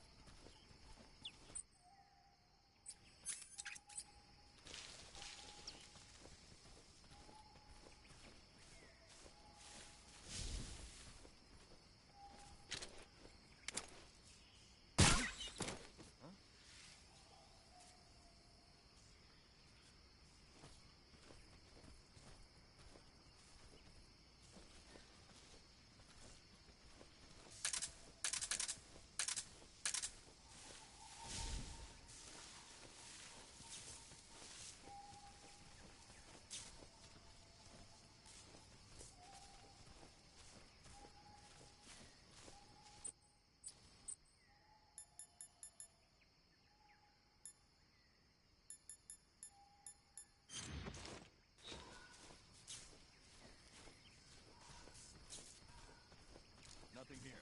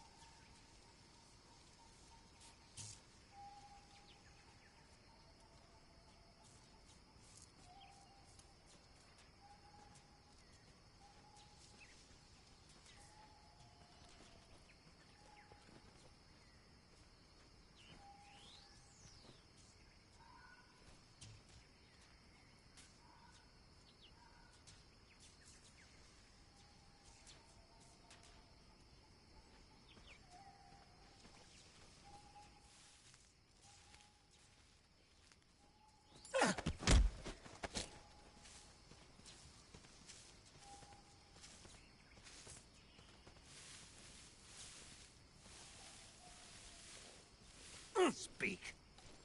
This facility, it used to be a cell. Speak. Let me go! Freeze.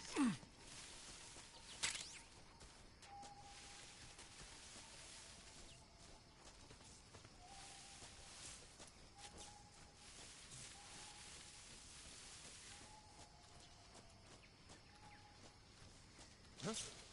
I hear something.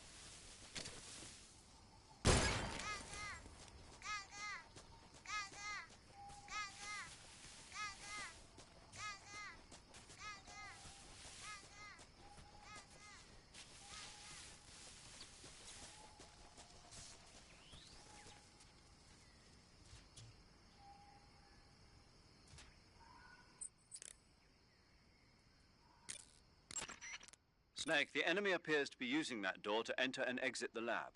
Think you can sneak in? I can't open the door. That door appears to be locked from the inside. You won't be able to open it from the outside. But there must be some way to use the door to sneak inside. And what do you propose? Well, How about if you stand in front of the door and perform a ritual dance? A ritual dance? That's what they do in Japan when they find a door that won't open. Are you serious? Of course. She certainly seems to know a lot about Japan. Yeah, but this is the Soviet Union. I don't think doing a dance is gonna make the door open. Then you think of something. You say there are attack dogs? Those attack dogs are Great Danes. The breed is originally from Germany. They've been used for hundreds of years as hunting dogs. As you can see, they're very large, strong too. They've got a calm yet courageous temperament, and on top of that, they're extremely intelligent. In some cases, a trained Great Dane can be more dangerous than a human opponent. Watch out for them. Interesting. Forget it, Snake. Forget what? You were thinking about how they taste, weren't you? I wasn't thinking... Don't lie to me. I could tell by the look on your face. You can't see my face. No, but I can imagine it. Don't you dare think about trying to capture an attack dog. You hear me? Yeah. Snake, be careful of those attack dogs. Don't worry. I know how dangerous they are. No, you're the one who's dangerous. Me? Those dogs are just innocent animals, even if they've been trained to kill. You shouldn't hurt them unless you have to. But... You know, humans and dogs have been living together for 50,000 years ever since the Stone Age. Sure, they make good pets and watchdogs, but they also help us out in a variety of different fields. Not just as police and army dogs, but as hunters, shepherds, rescuers, and seeing-eye dogs. They deserve our respect. I know what you mean. I'm a dog sled fan myself. In the future, many of the jobs that dogs do now will probably be taken over by machines. They'll have miniature unmanned reconnaissance vehicle and security systems. And in the 21st century, I'll bet they'll even be selling robot dogs as pets. You've got to be kidding. But even if that happens, dogs will still be our most trusted companions. Unmanned recon vehicle. That's a pretty scary thought. Well, for now, trained dogs are the best they've got. I see you caught yourself a Japanese flying squirrel. Japanese flying squirrels are non-venomous, and they shouldn't attack you. The head, front legs, hind legs, and tail of the Japanese flying squirrel are connected by a membrane of skin, which allows the squirrel to glide from tree to tree. It says here that if it catches a good wind, it can fly more than 100 yards. Yeah, I had a hard time catching one. So, aren't you going to ask me? You know it. How does it taste? Not sure. Not sure? The guy doesn't say anything about it. Why not? Gee, maybe it's because no one would ever think of eating a flying squirrel. Then I must be the first one. Maybe you are. Huh? Okay, just a second.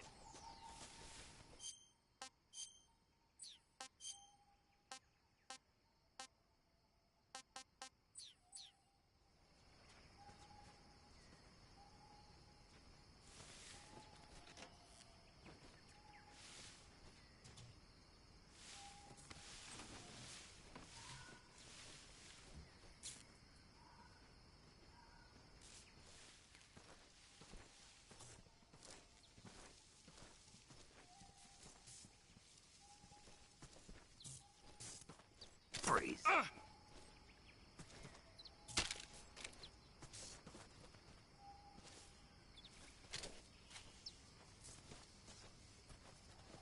No, wait!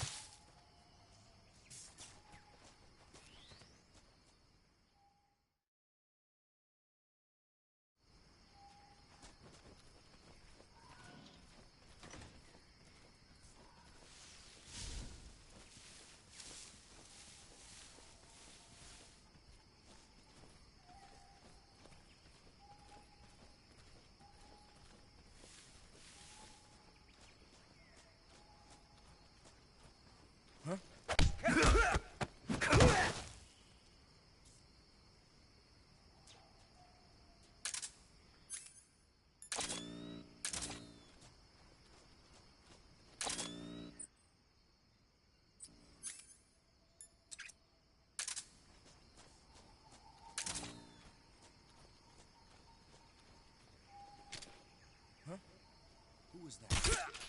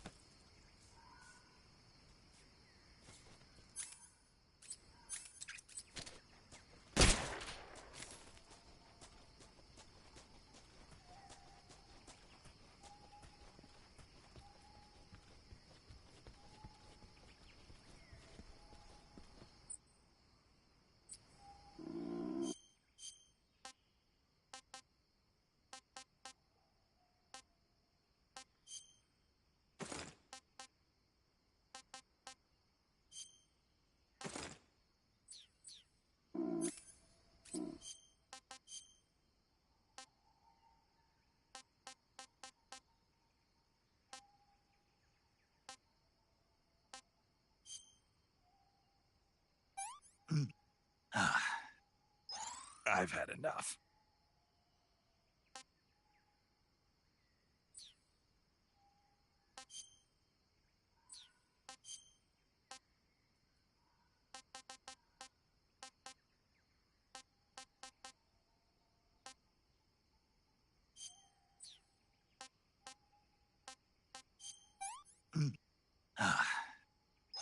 That's damn good.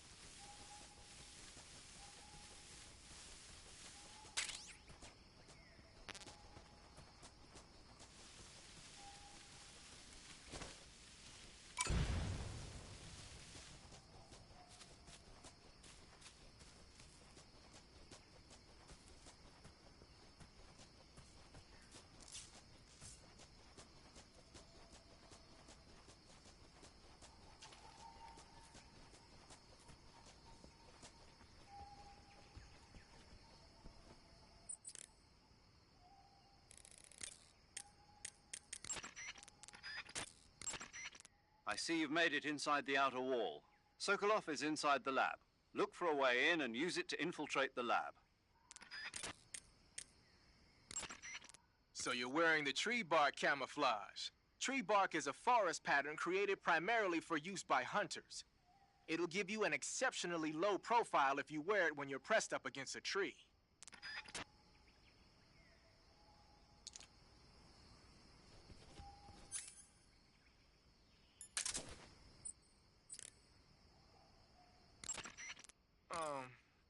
That's a weird grenade you got there. From what I can tell, it's an anti-electronics weapon that works by scattering a bunch of metal foil in the air to interfere with radio signals. Call it a chaff grenade, if you will. By using a chaff grenade, you can disrupt the function of enemy radios and electronic devices for a short period of time. But keep in mind that as long as the chaff is in effect, you won't be able to use your motion detector or active sonar either.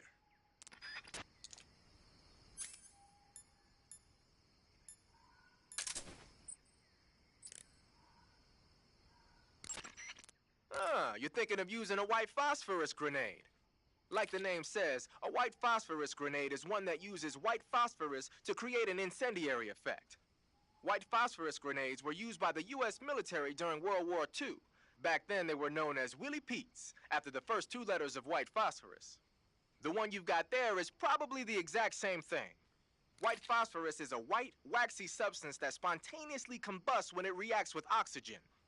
The combustion temperature is over 5,000 degrees Fahrenheit. Any human targets within the area of effect when it explodes are gonna get seriously burned. Just make sure you don't accidentally set yourself on fire. If your body does catch on fire, either plunge into some water or take off the burning clothes and put on new ones. Rolling repeatedly should put the flames out pretty quick, too.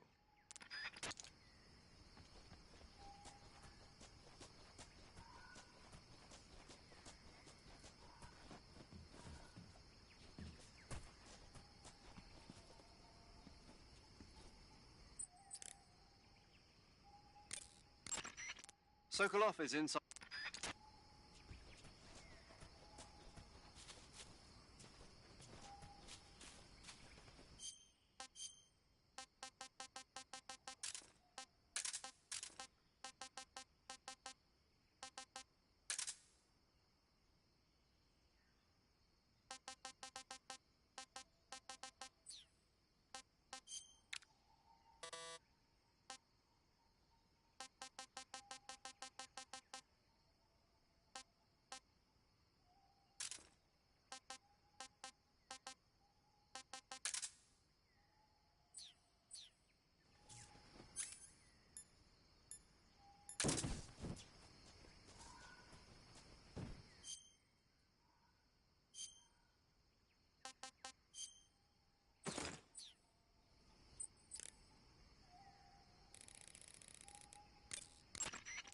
Snake, camouflage. Snake, what are you doing? I'm in a box. A cardboard box? Why are you... I don't know, I was just looking at it, and suddenly I got this irresistible urge to get inside. No, not just an urge. More than that. It was my destiny to be here. In the box. Destiny? Yeah, and then when I put it on, I suddenly got this feeling of inner peace. I can't put it into words. I feel safe. Like this is where I was meant to be. Like I'd found the key to true happiness. Uh-huh. Does any of that make sense? Not even a little. You should come inside the box. Then you'll know what I mean. Man, I don't want to know what you mean. Between you and Paramedic, is everyone but me that is hooked up with a Major Strange? Yeah, well, anyway, I suppose even that dumbass box might make a decent disguise if you wear it inside a building. To place a weapon on your person, select...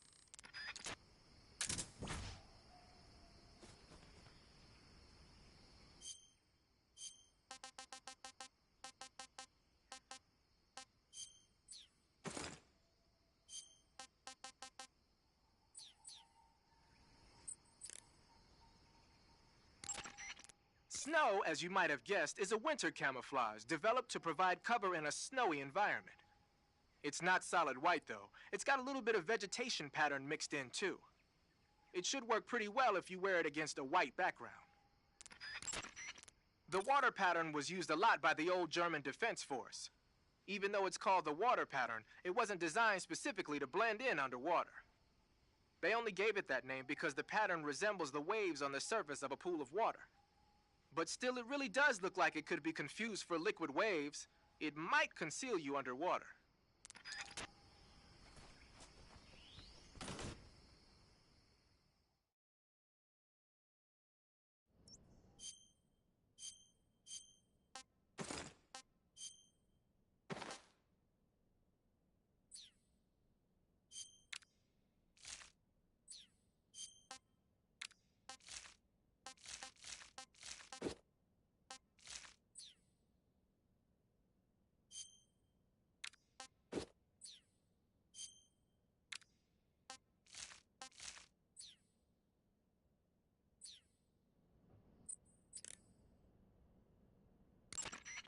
So you're wearing the scientist uniform. Wearing that scientist outfit lets you pose as a scientist. But be forewarned, you can't equip most of your weapons while you're disguised as a scientist. Even when you're disguised, your cover will be blown if you get blood on your clothes or something. If you do get blood on your clothes, take them off and switch to another outfit. The bloodstain should come out after a little while.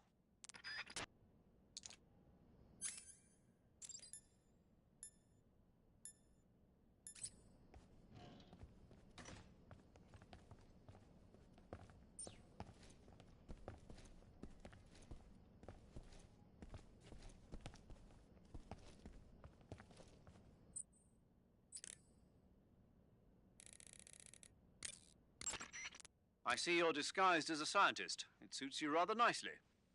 As long as you don't do anything suspicious, like roll or crawl, the enemy should have no reason to suspect you. Sokolov is somewhere inside that lab. Find out where he is and make contact with him. If you want to know where Sokolov is, why don't you ask one of the people around there?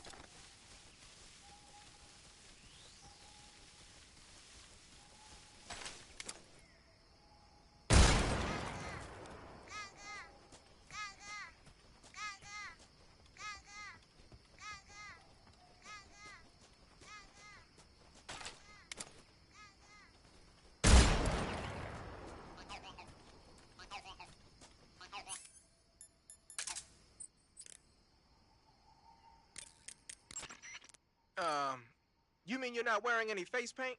You can take off your face paint by selecting No Paint from Face. Just select No Paint when you want to skip wearing any face paint at all. But your camo index is never going to be as high without face paint as it is with it. Unless you want the enemy to see you, you ought to be wearing face paint. Raindrop was used by Germany during World War II. Even now, it's still used a lot in Eastern Europe. It's designed to be especially inconspicuous in the rain, so you'll get the most out of it if you put it on during a downpour. I see you've found some fly agaric mushrooms. The fly agaric is a relative of the death cap mushroom that grows only in that region. You'll find it growing on the ground, but it's poisonous, so if you pick one up, don't eat it. If you do eat one, go into the survival viewer immediately and use Cure to take some antidote. The poisons found in the fly agaric include phallotoxins and amatoxins. It says here that when you eat it, the initial symptoms include nausea, stomach pain, and diarrhea. Finally, your liver and kidneys will break down into a sponge-like substance and you die. Sounds like a horrible way to die. Isn't it? Yeah. So how does it taste? Huh? How does it... Were you listening to me? The fly agaric is poisonous. I heard you, but if I did eat it, it might taste good, right? I give up.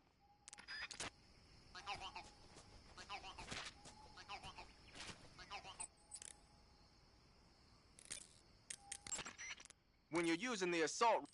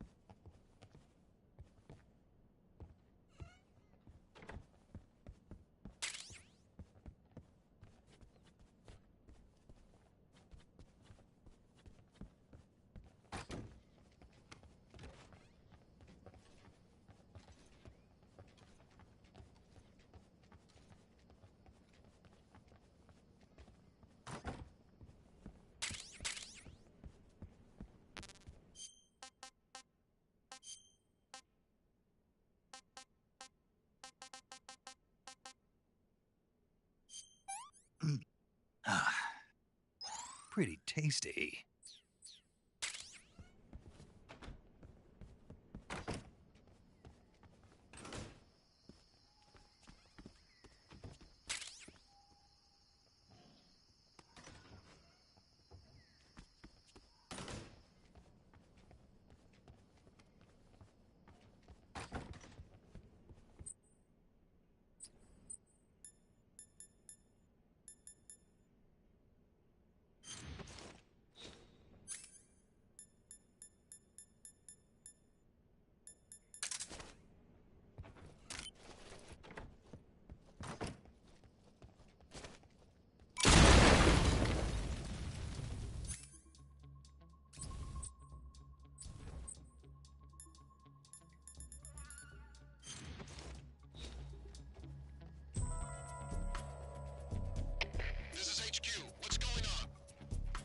We're under fire. Enemy position unknown. Commencing alert status. Acknowledged. Sending reinforcements. Use extra caution.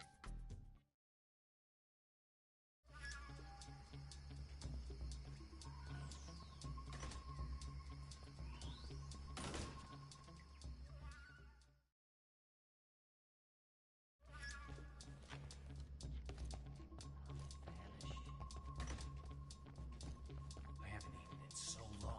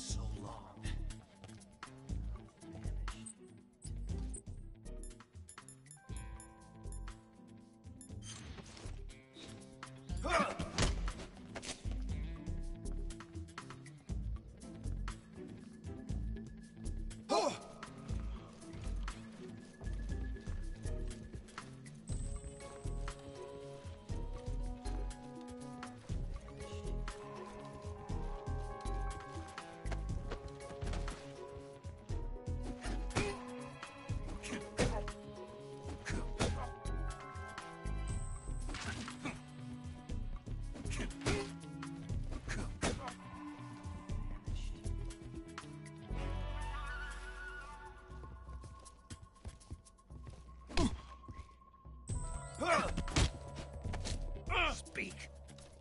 I'll never conform to the West. Speak. If you can get down the northeast stairs, you'll find the jail. Speak. Let go of me. Canceling the alert. Return to your position. Freeze.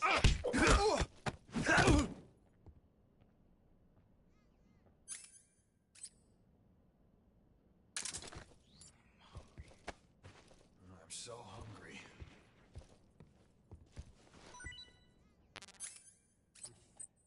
Famished.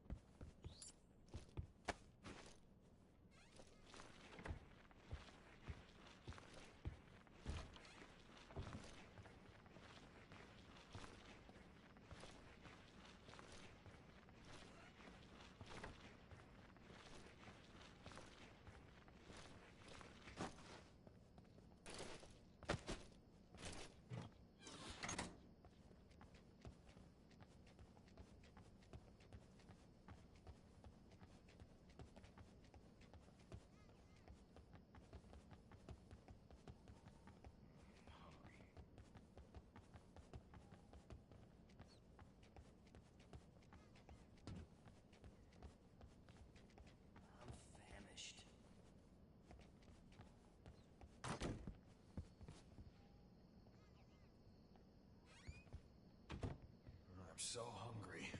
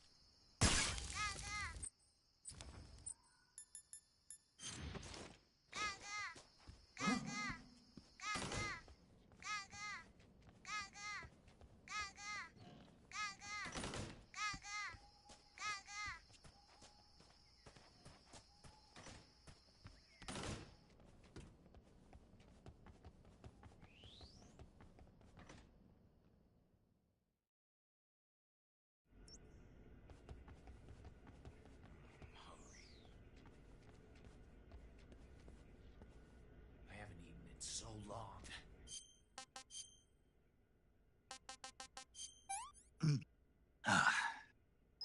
This tastes great!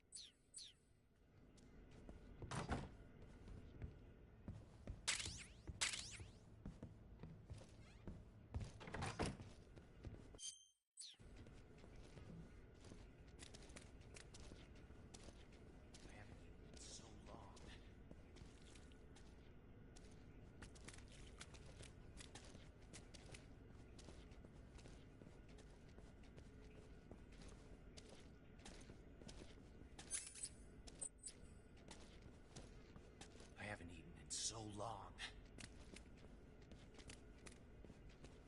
I'm hungry.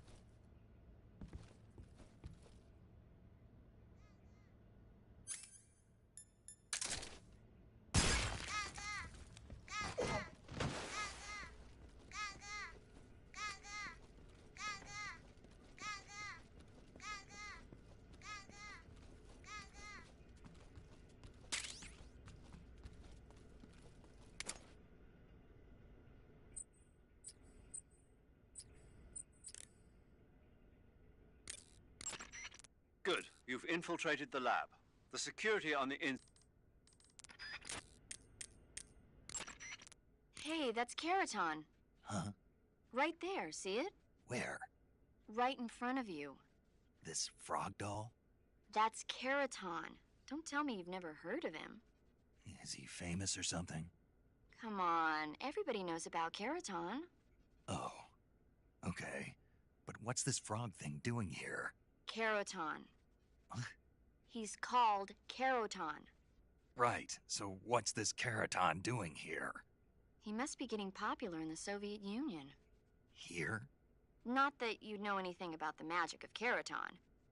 On the other hand, you might be able to use Keroton's power to help you in your mission. What did you have in mind? Keroton cries when you shake him. If the enemy hears that, they might come to check it out. Maybe you could use it as a diversion. And I hear that if you find all of the Kerotons and shake them, something good will happen. Try it out.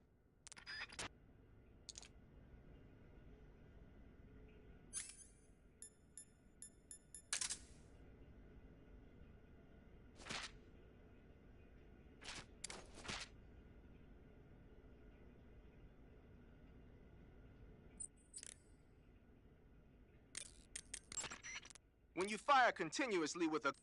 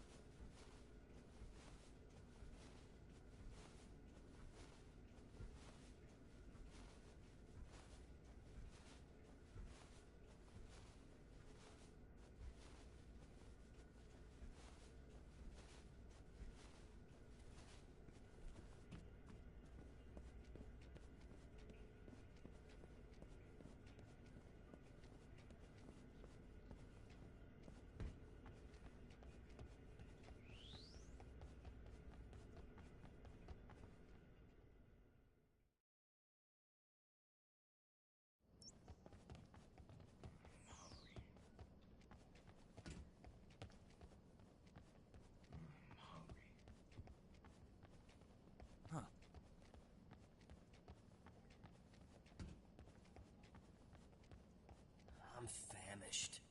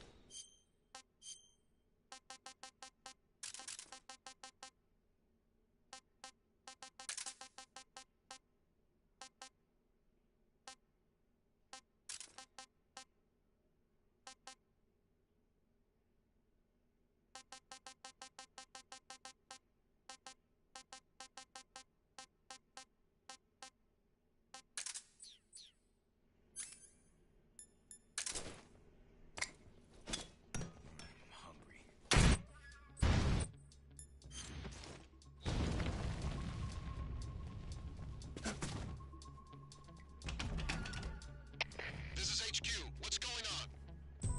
We're under fire. Enemy position unknown. Commencing alert status. Acknowledged. Sending reinforcements. Use extra caution.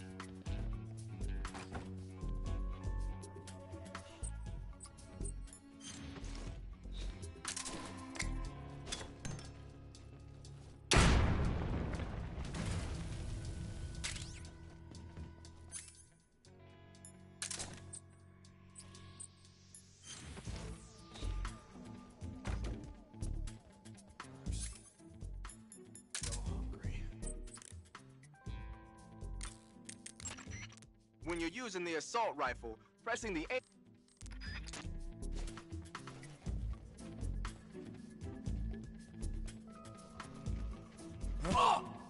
What's wrong?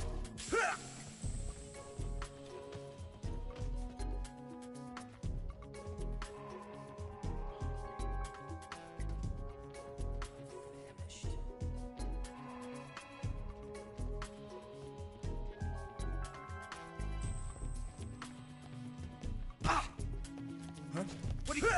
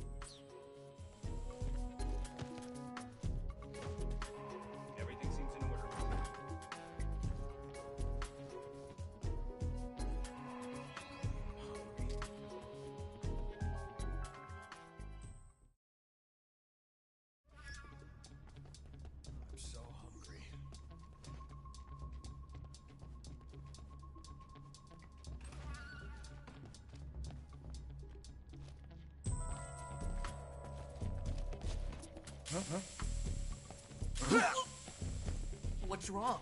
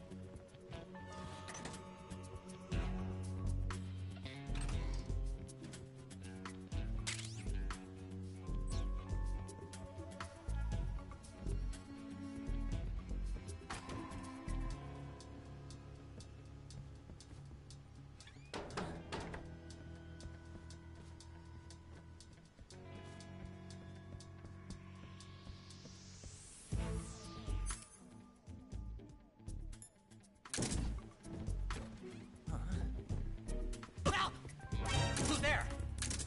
Help me! See.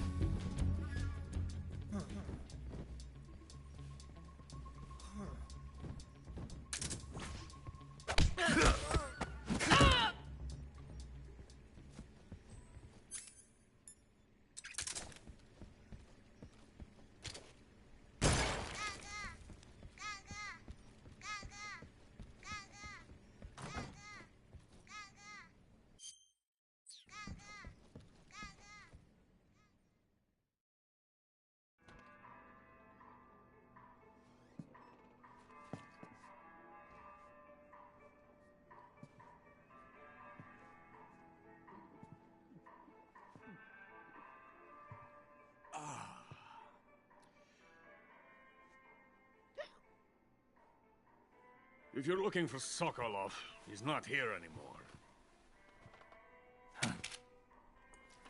Put that thing away. You'll spoil my drink.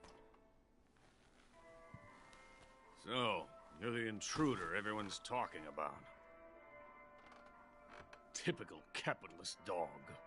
No manners.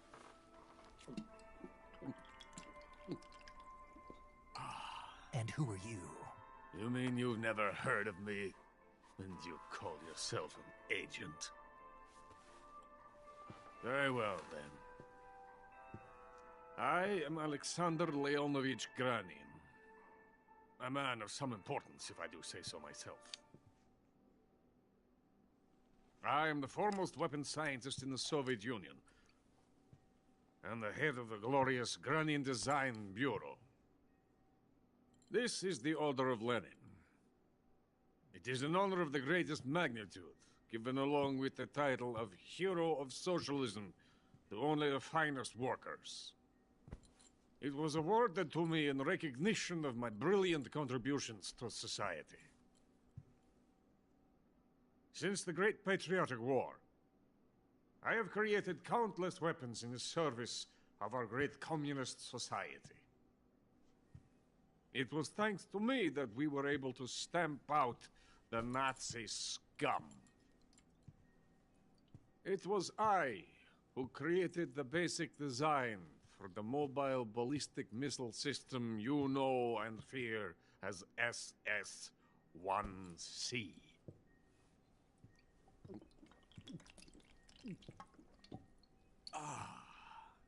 You're crocked, aren't you? I'm merely drowning my sorrow.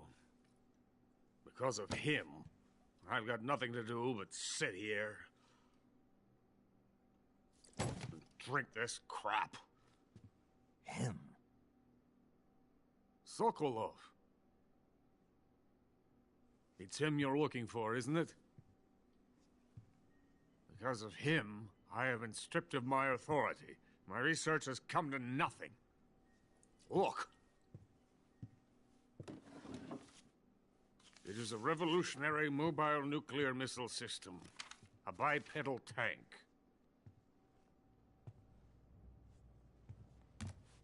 A bipedal tank? Yes, a walking tank. A robot.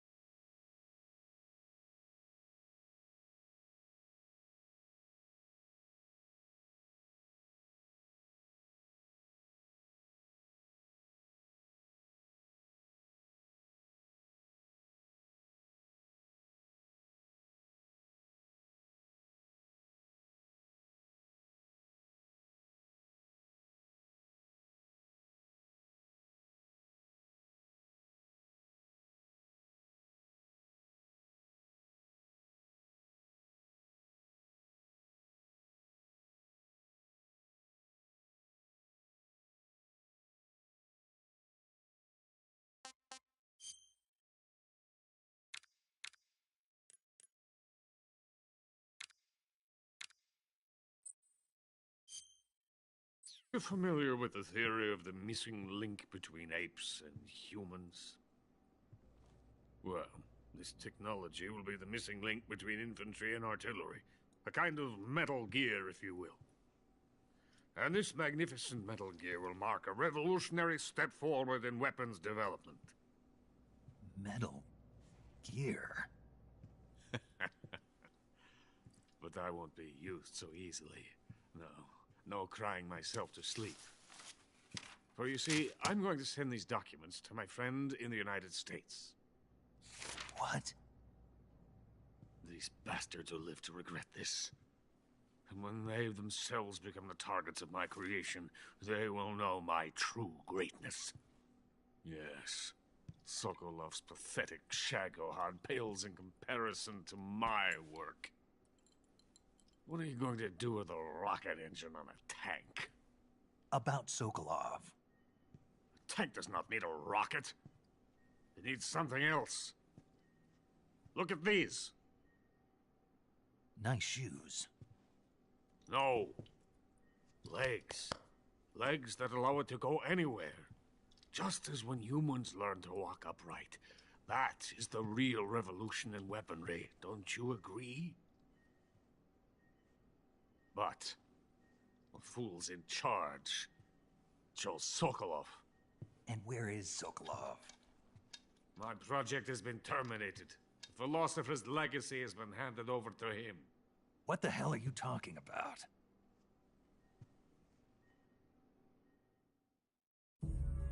The philosopher's legacy. Haven't you heard of the philosophers? The Colonel has inherited their immense legacy. Volgin's father was in charge of the philosophers' money laundering activities. In the confusion of the war, they somehow ended up with their treasure. And Volgin inherited that treasure illegally. We never need to worry about the military budget. The development costs at our facility are all paid out of the Colonel's deep pockets. The weapons born here will be the genes for creating an entirely new form of warfare. The funding for my research came out of that legacy. Came out of it. Now, my money, my men, all have been diverted to the Shagohod project. Tomorrow, they will be conducting the final test, while Sokolov is making the final preparations in the weapons factory at Volgin's main base, the great fortress of Grozny Grad. Here I am, playing host to an enemy spy and drinking myself into a stupor. That's where they moved Sokolov? Yes. And the Shagohod is there, too? Of course. Hey! You're not thinking of going to Grozny Grad. Are you mad? It's an impenetrable fortress. I'm sure it is. You'll be killed. I'll take my chances. Wait. What? Listen to me, you fool. I want to help you. Help me? To thank you for your compliment. What compliment? My shoes. Tatiana gave them to me. I wanted to thank you for complimenting me on them. I'll tell you how to get into the fortress. In return, I ask only that you get that idiot out of there and destroy the Shagohod. There is an underground tunnel that runs around the perimeter of the fortress. You should be able to use it to sneak into the base. Head for the mountains. The entrance to the tunnel is located there. Take this.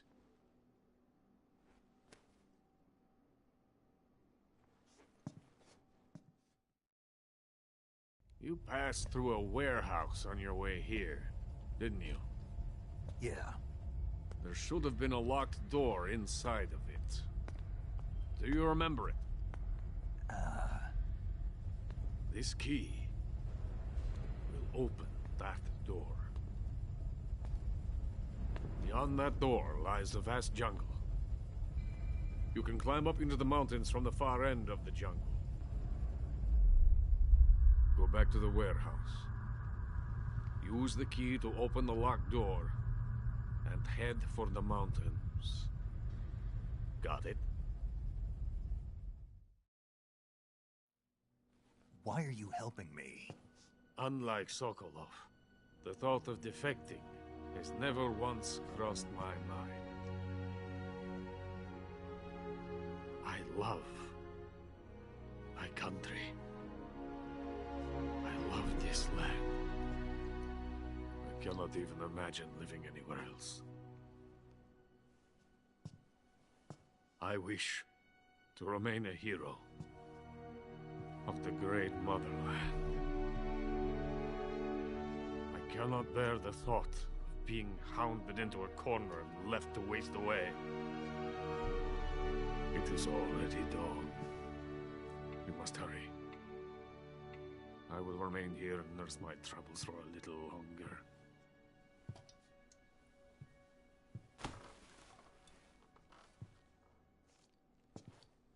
To capitalism!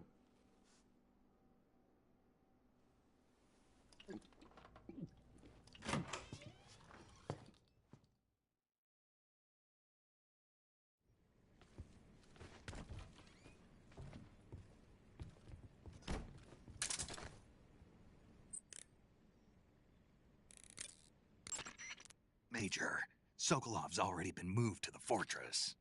But that's only what Granin told you, right? He may have been giving you false info. No, he wasn't lying. How can you be so sure? Gut feeling. Good enough for me.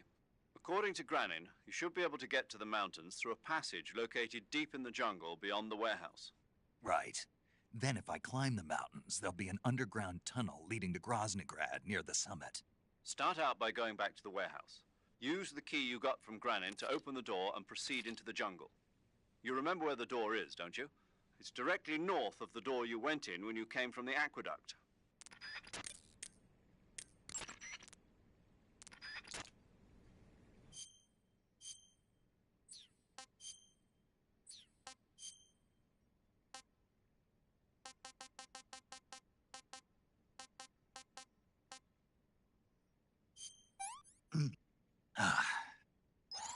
Gross.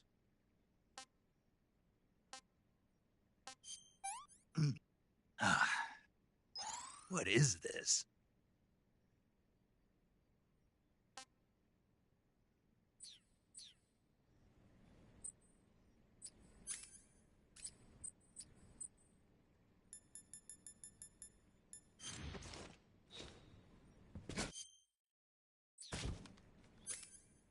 Someone's in here.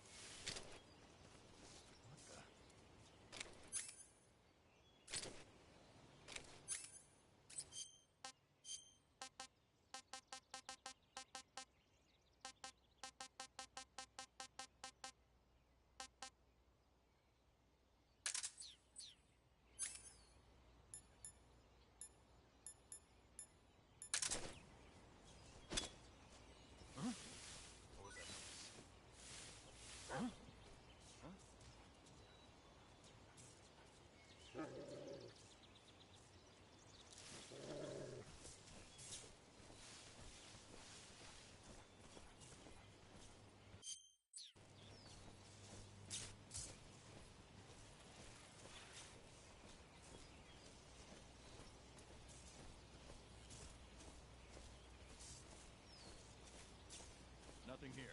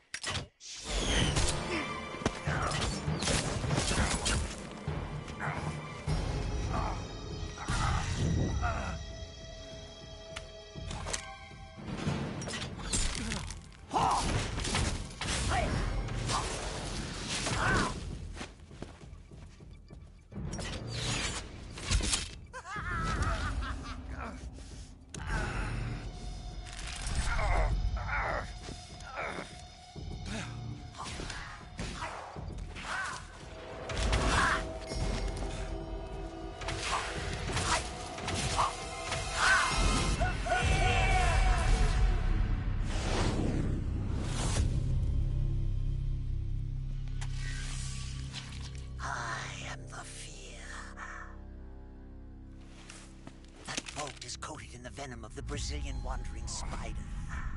Soon a most exquisite pain will engulf your entire body. Your limbs will be paralyzed, your lungs cease to draw breath. Eventually your heart will stop beating. Ah, but what fun would that be? Nothing at all. The boss's apprentice. I will give you fear such as you've never experienced before. Come into my web. It is time for you to feel the fear.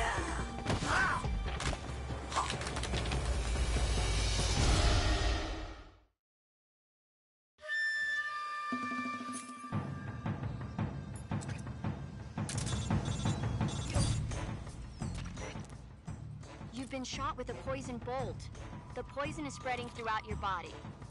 Your life is going to keep decreasing unless you do something about it. Hurry and neutralize the poison. Go into the survival viewer and use Cure to give yourself a serum injection. The serum will neutralize the poison, but don't forget to treat the bolt wound itself as well.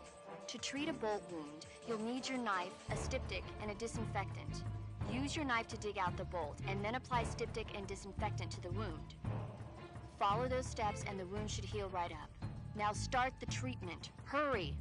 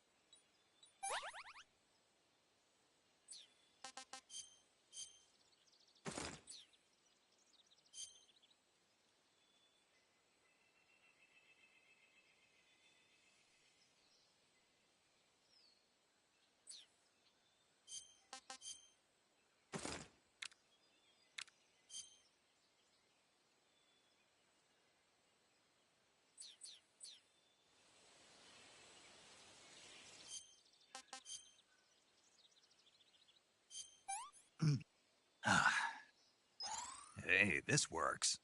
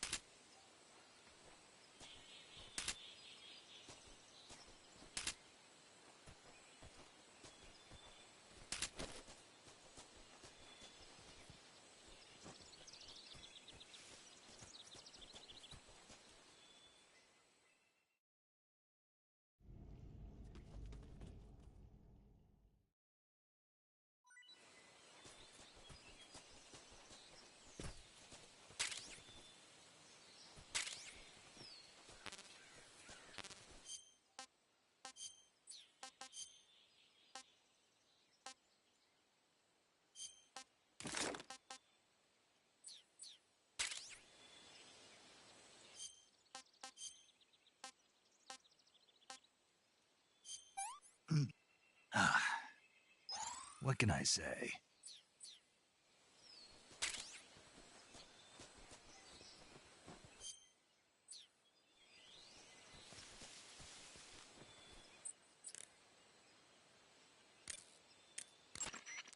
Snake, you caught a Tsuchinoko.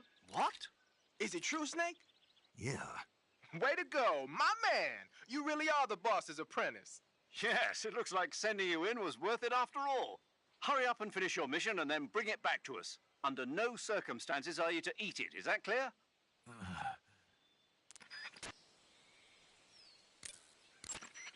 According to Granin, you should be able to... That area is home to the reticulated...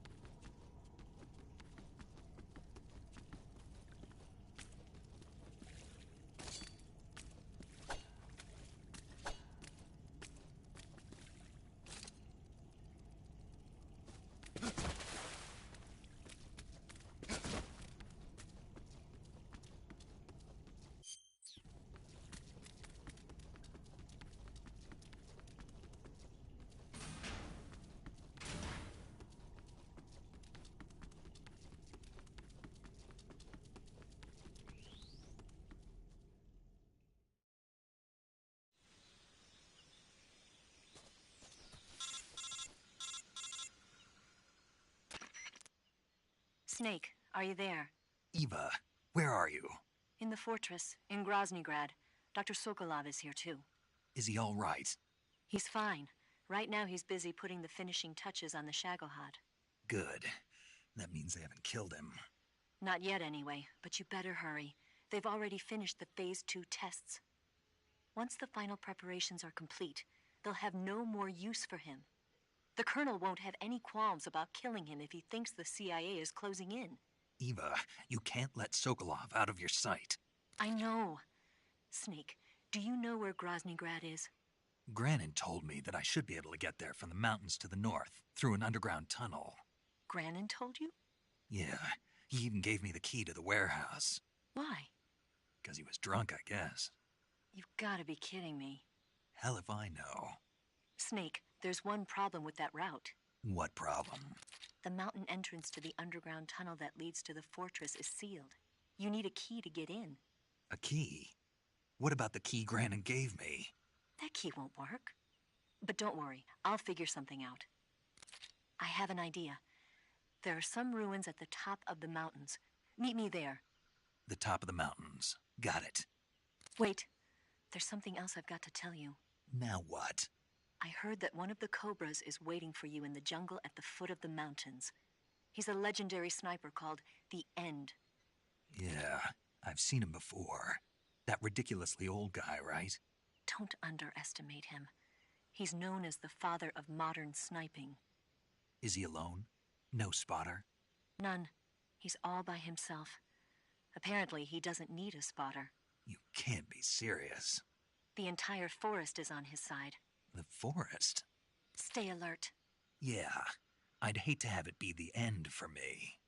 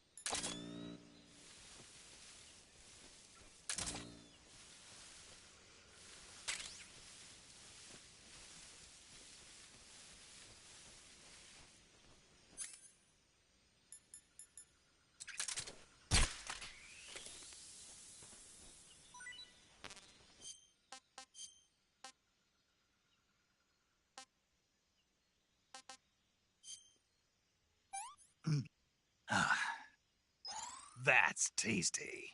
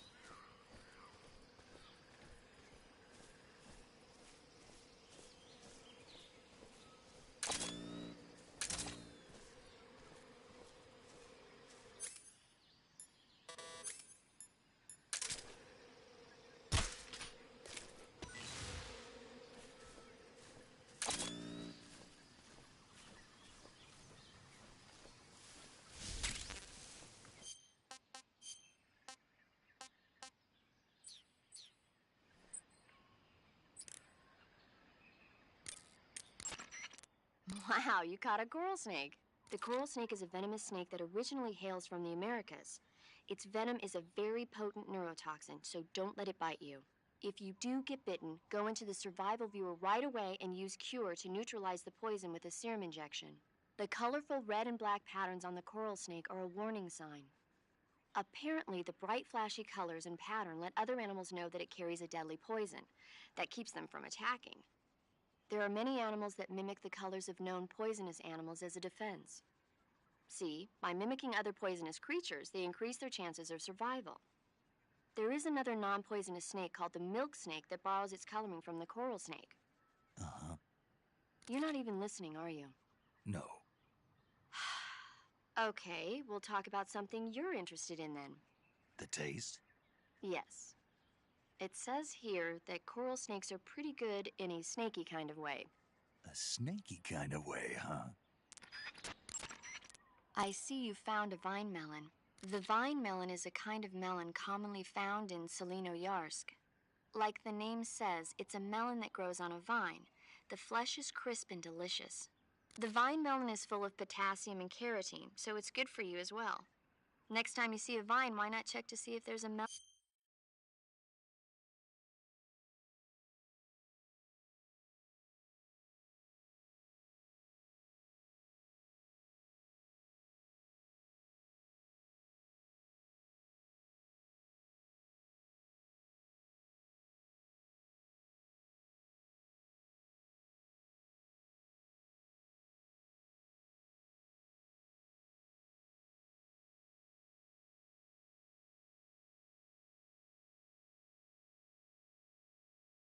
Growing on it.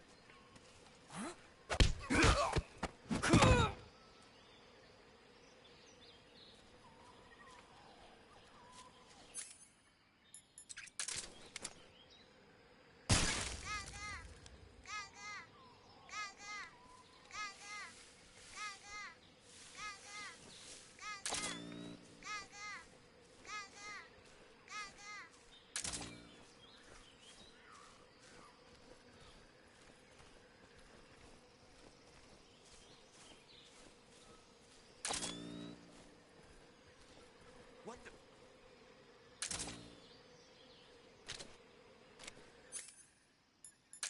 Huh? Who's there?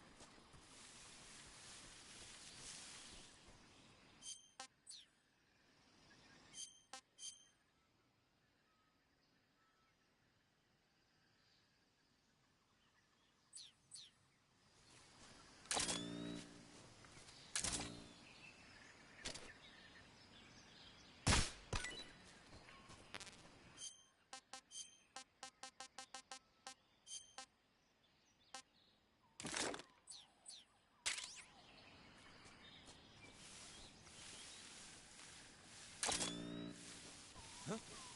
Who's there?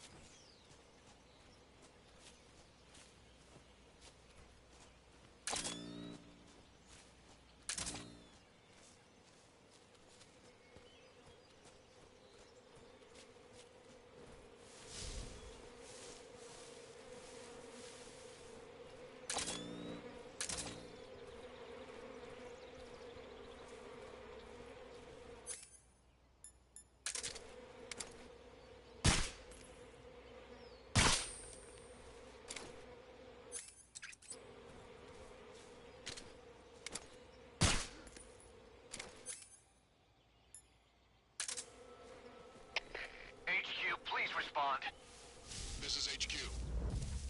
Patrol here. We're being attacked. Enemy position unknown. Going into high alert. Acknowledged. Sending reinforcements. Use extra caution.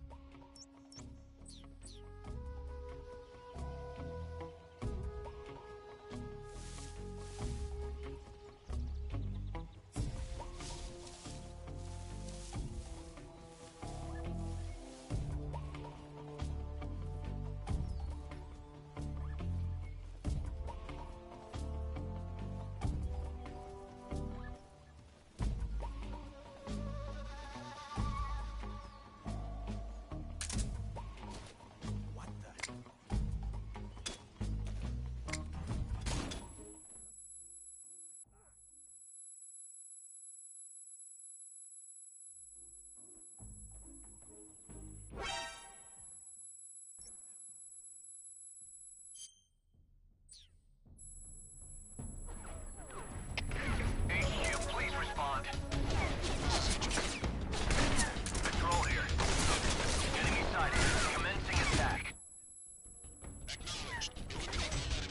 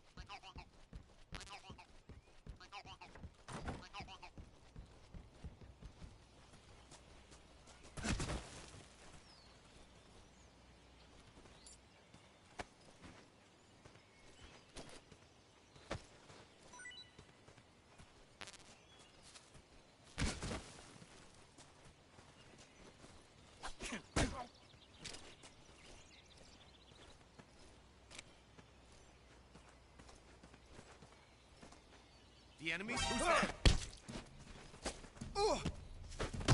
Freeze.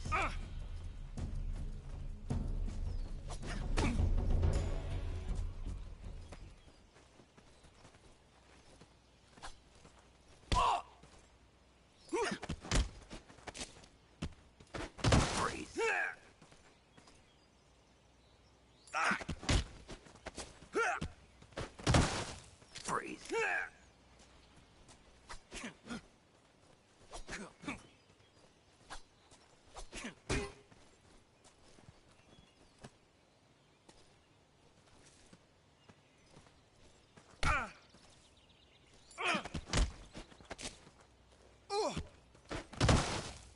Freeze.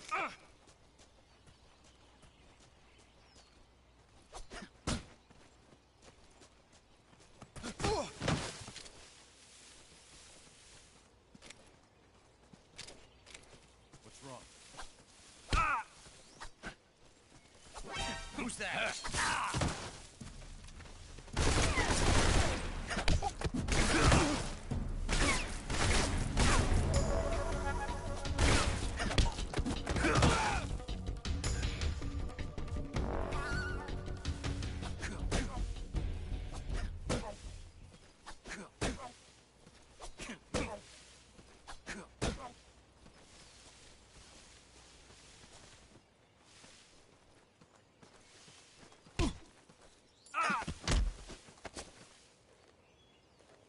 Speak. If you climb the tree behind the hut. Speak. To the northeast. Speak. There's more of us. Freeze.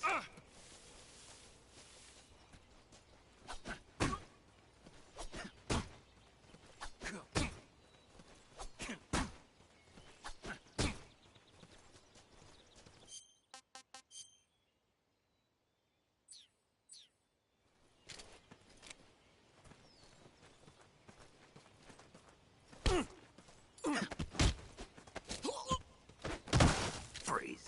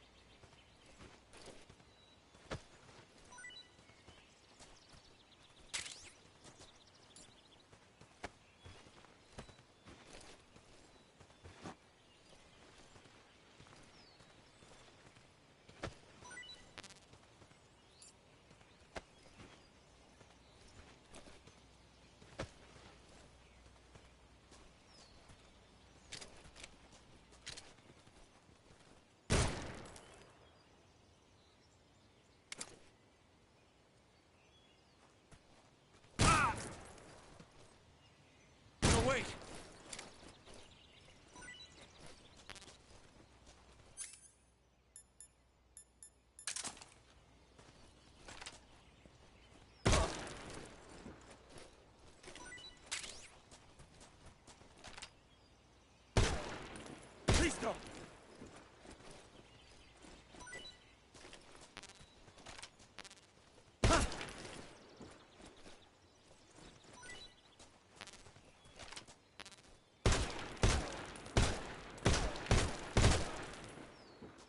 Don't shoot!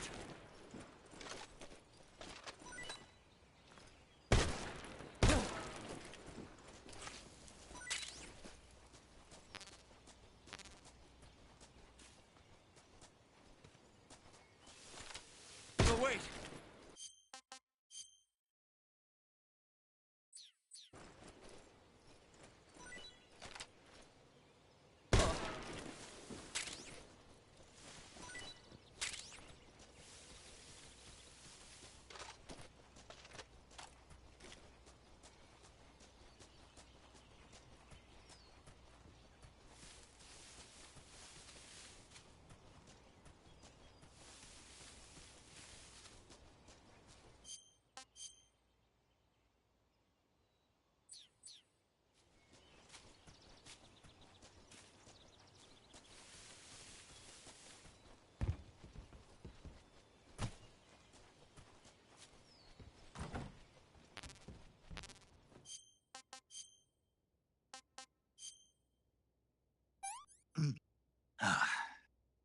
Pretty tasty.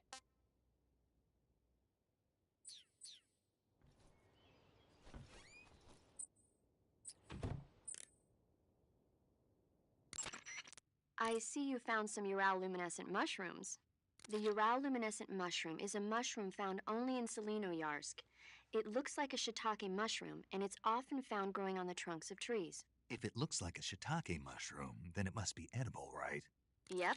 I can't guarantee that it'll taste just like a shiitake mushroom, though. Sigint, Grannon said something about putting legs on a tank. Do you know what he was talking about? If you ask me, it's gotta be a joke. Not only is making a tank walk on two legs a technical nightmare, but there's no point in making a walking tank to begin with. Putting legs on a tank would raise its clearance, increasing its frontal projection area. It'd also be less stable. Suppose the legs help the tank travel on bad roads. I don't see the logic in that. Isn't that what treads are for?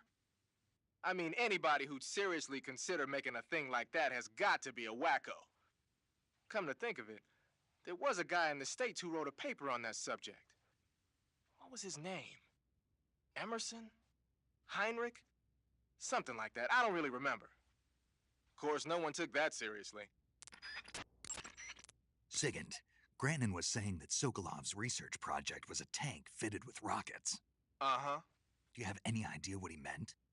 Sorry, beats me. I wonder if it's supposed to increase the tank's mobility, or maybe give the tank short-range missile launching capability. But you're sure it has something to do with Phase 2 of the Shagohod, right? Yeah.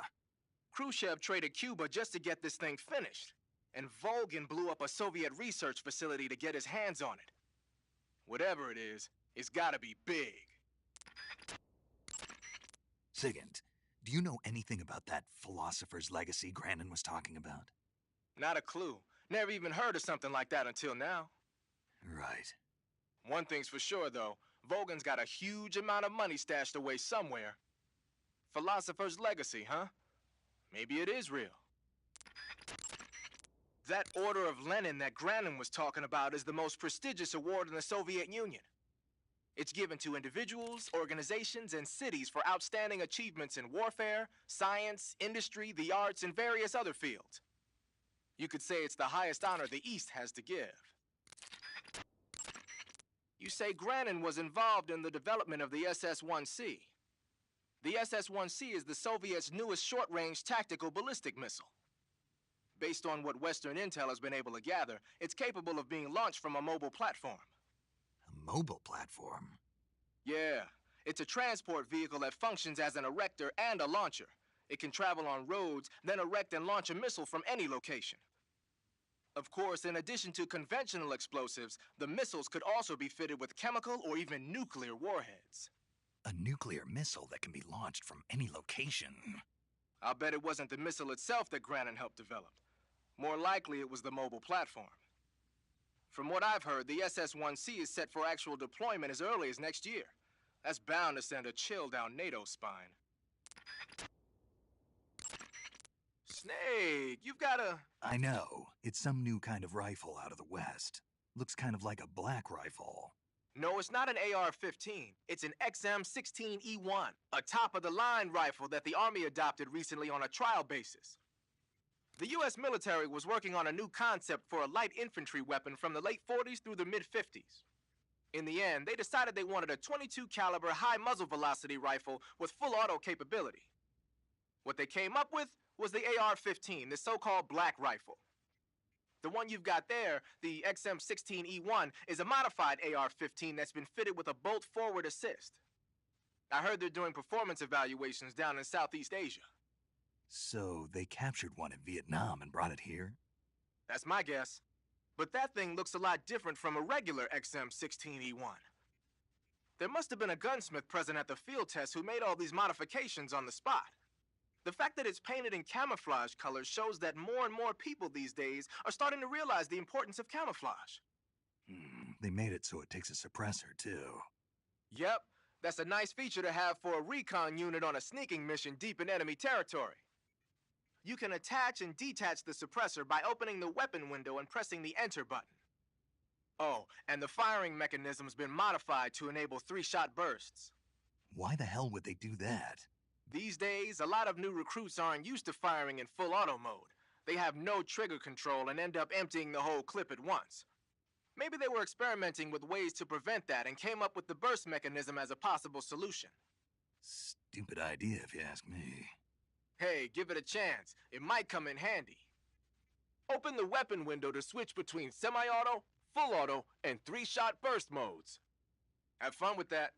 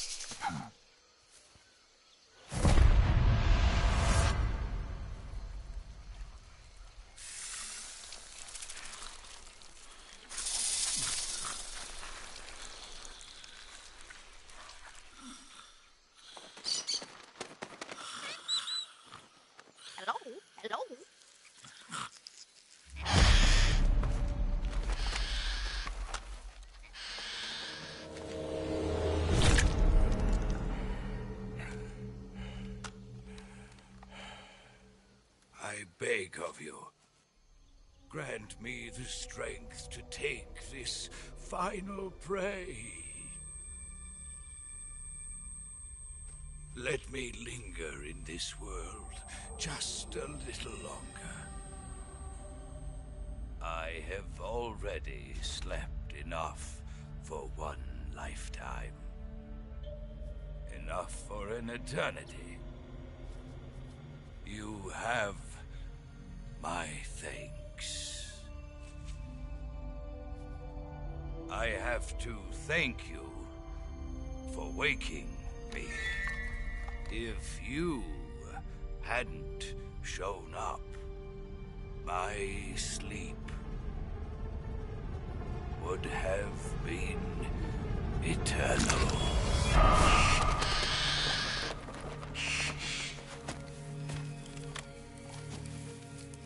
Do you hear me, Snake?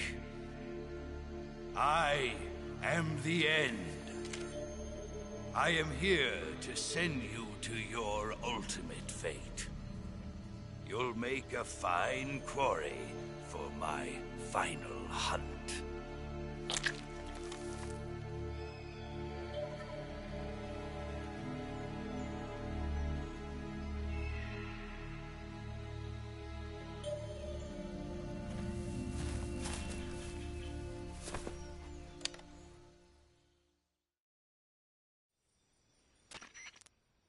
Eva, I found that sniper you were talking about. That's the end. He's a legend, known as the father of sniping. I've got experience sniping in urban and marine environments. What about the forest? Never. I see. Well, that forest is divided into 3 areas, a river, a plateau, and a clearing. He should be lying in wait for you in one of those places. Sounds like this may take a while. It'll be a test of endurance. Be careful, though. From what I've heard, the End has an almost supernatural knack for camouflaging himself. So, whoever moves first loses. This guy's over 100 years old, though, so I should have the advantage in terms of stamina. I wouldn't be so sure if I were you. Why's that? I've heard that his body is photosynthetic, like a plant. What is he, some kind of monster? On top of that, he can speak to the forest, too. So in other words, he knows it inside out. Uh-huh. But he doesn't know you. I'm sure you can beat him. Don't worry. I intend to.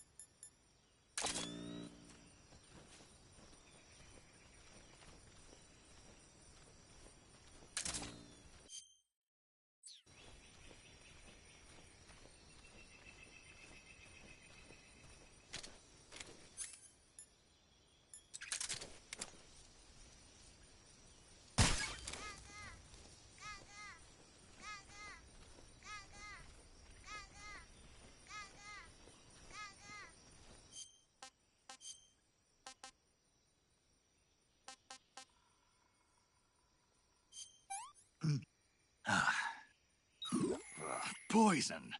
Paramedic.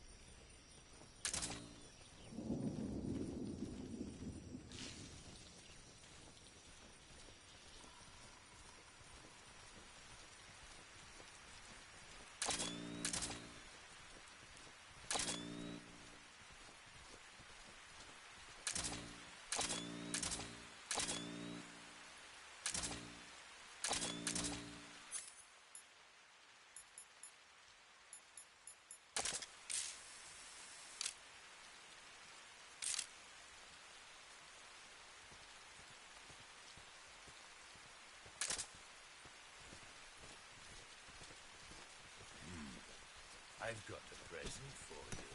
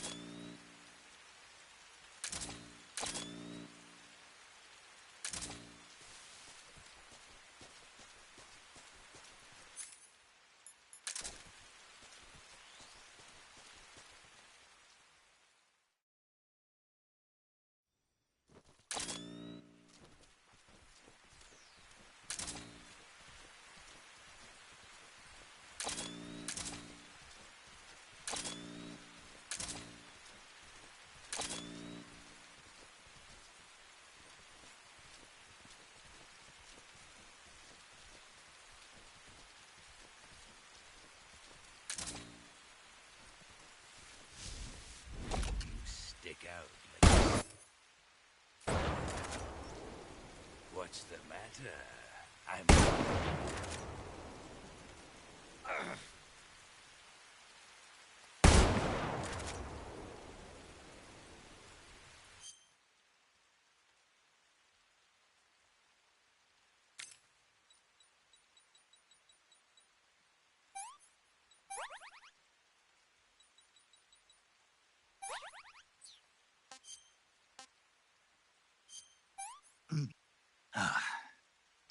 I want some more.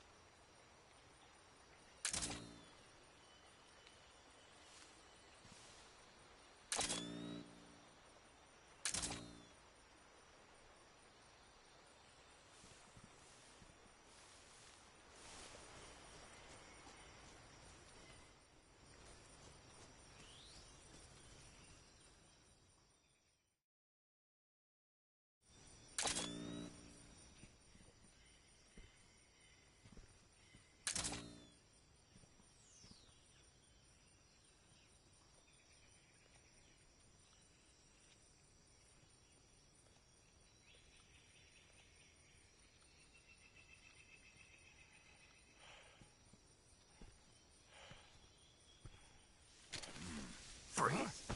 Where did you...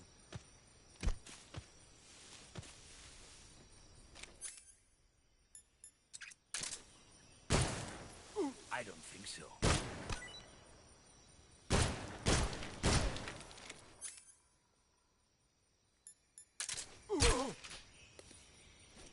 The show must go on.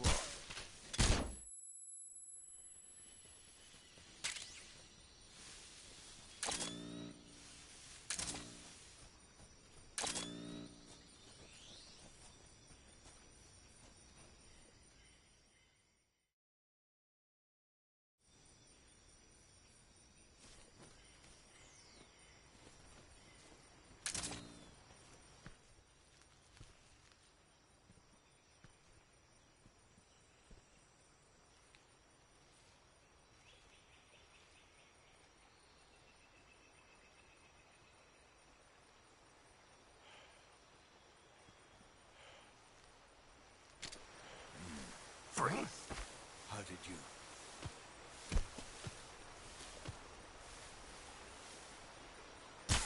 I don't think so.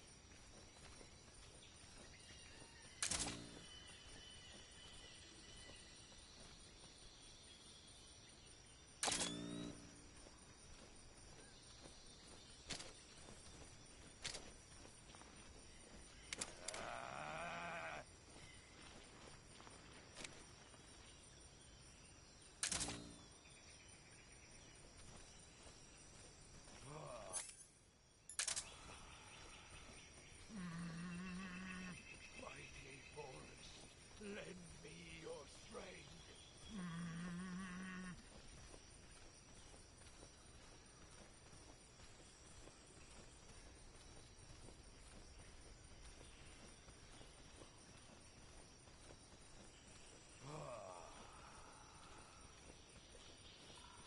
Ready for some more?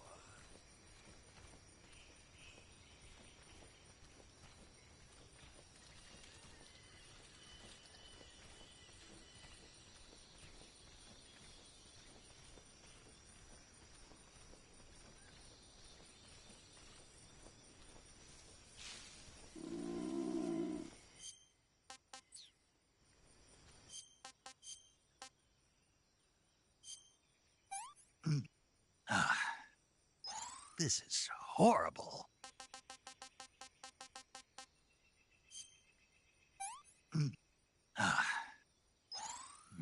Delicious.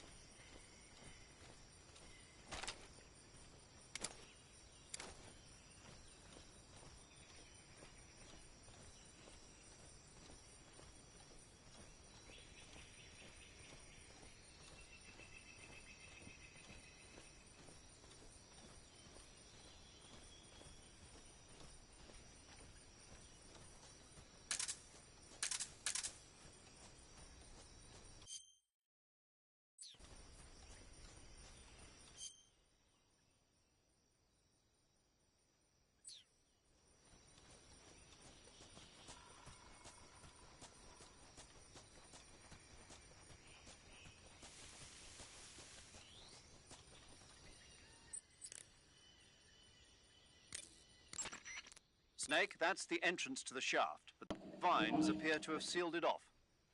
You won't be able to enter the shaft until you defeat the End. Finish him off first.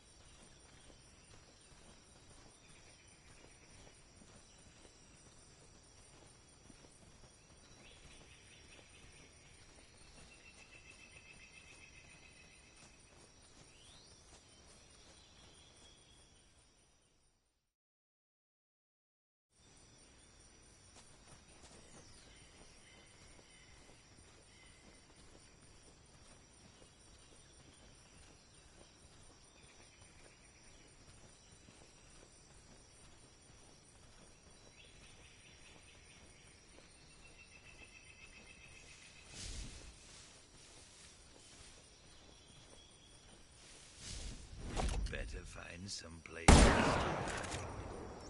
You call yourself a son of Talos?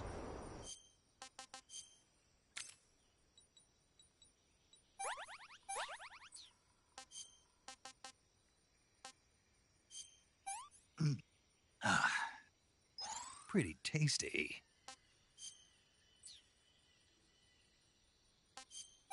And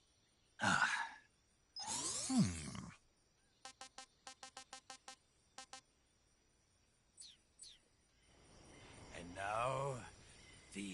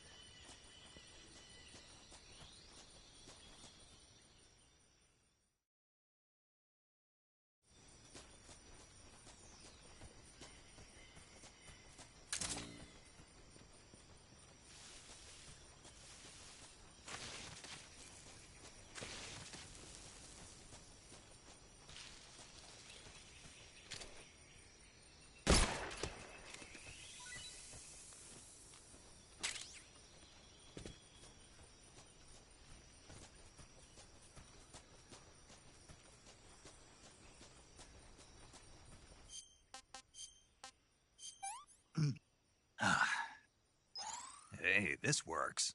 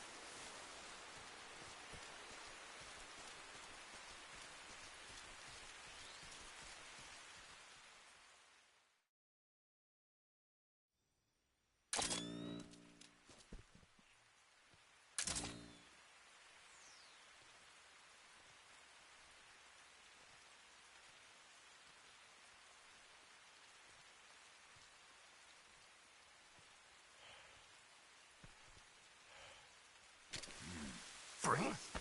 How did you...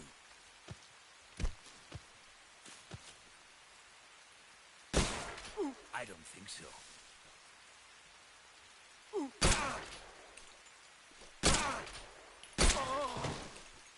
The show must go on.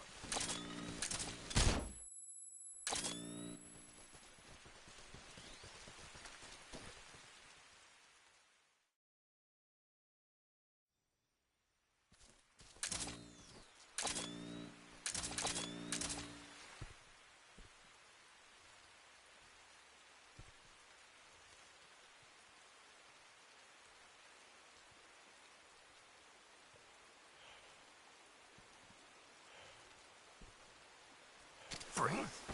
How did you...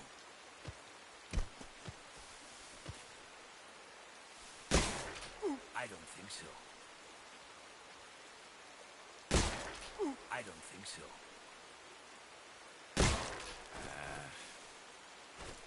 Fine. Have this.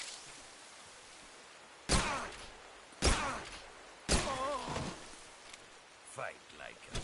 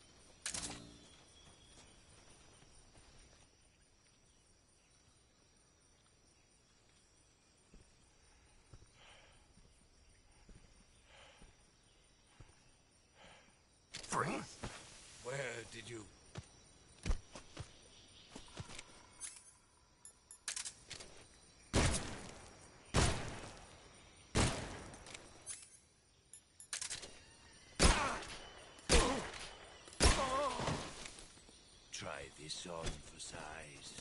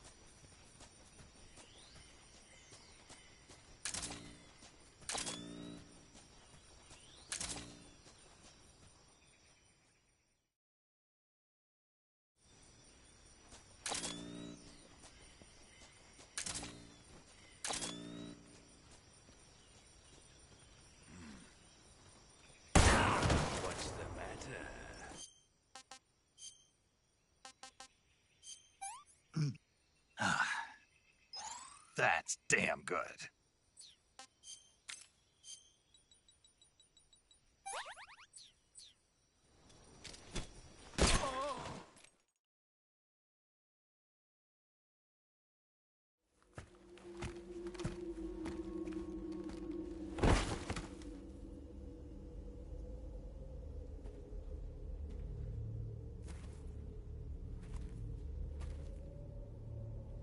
Spirits of the forest, I thank you. The boss would be proud of you. The time has come for a younger generation to rise.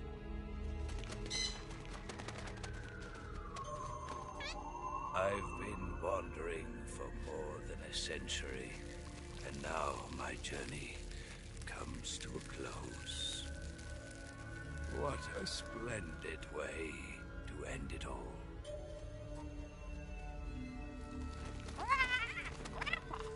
I have no regrets. I can return to the Forum Allah.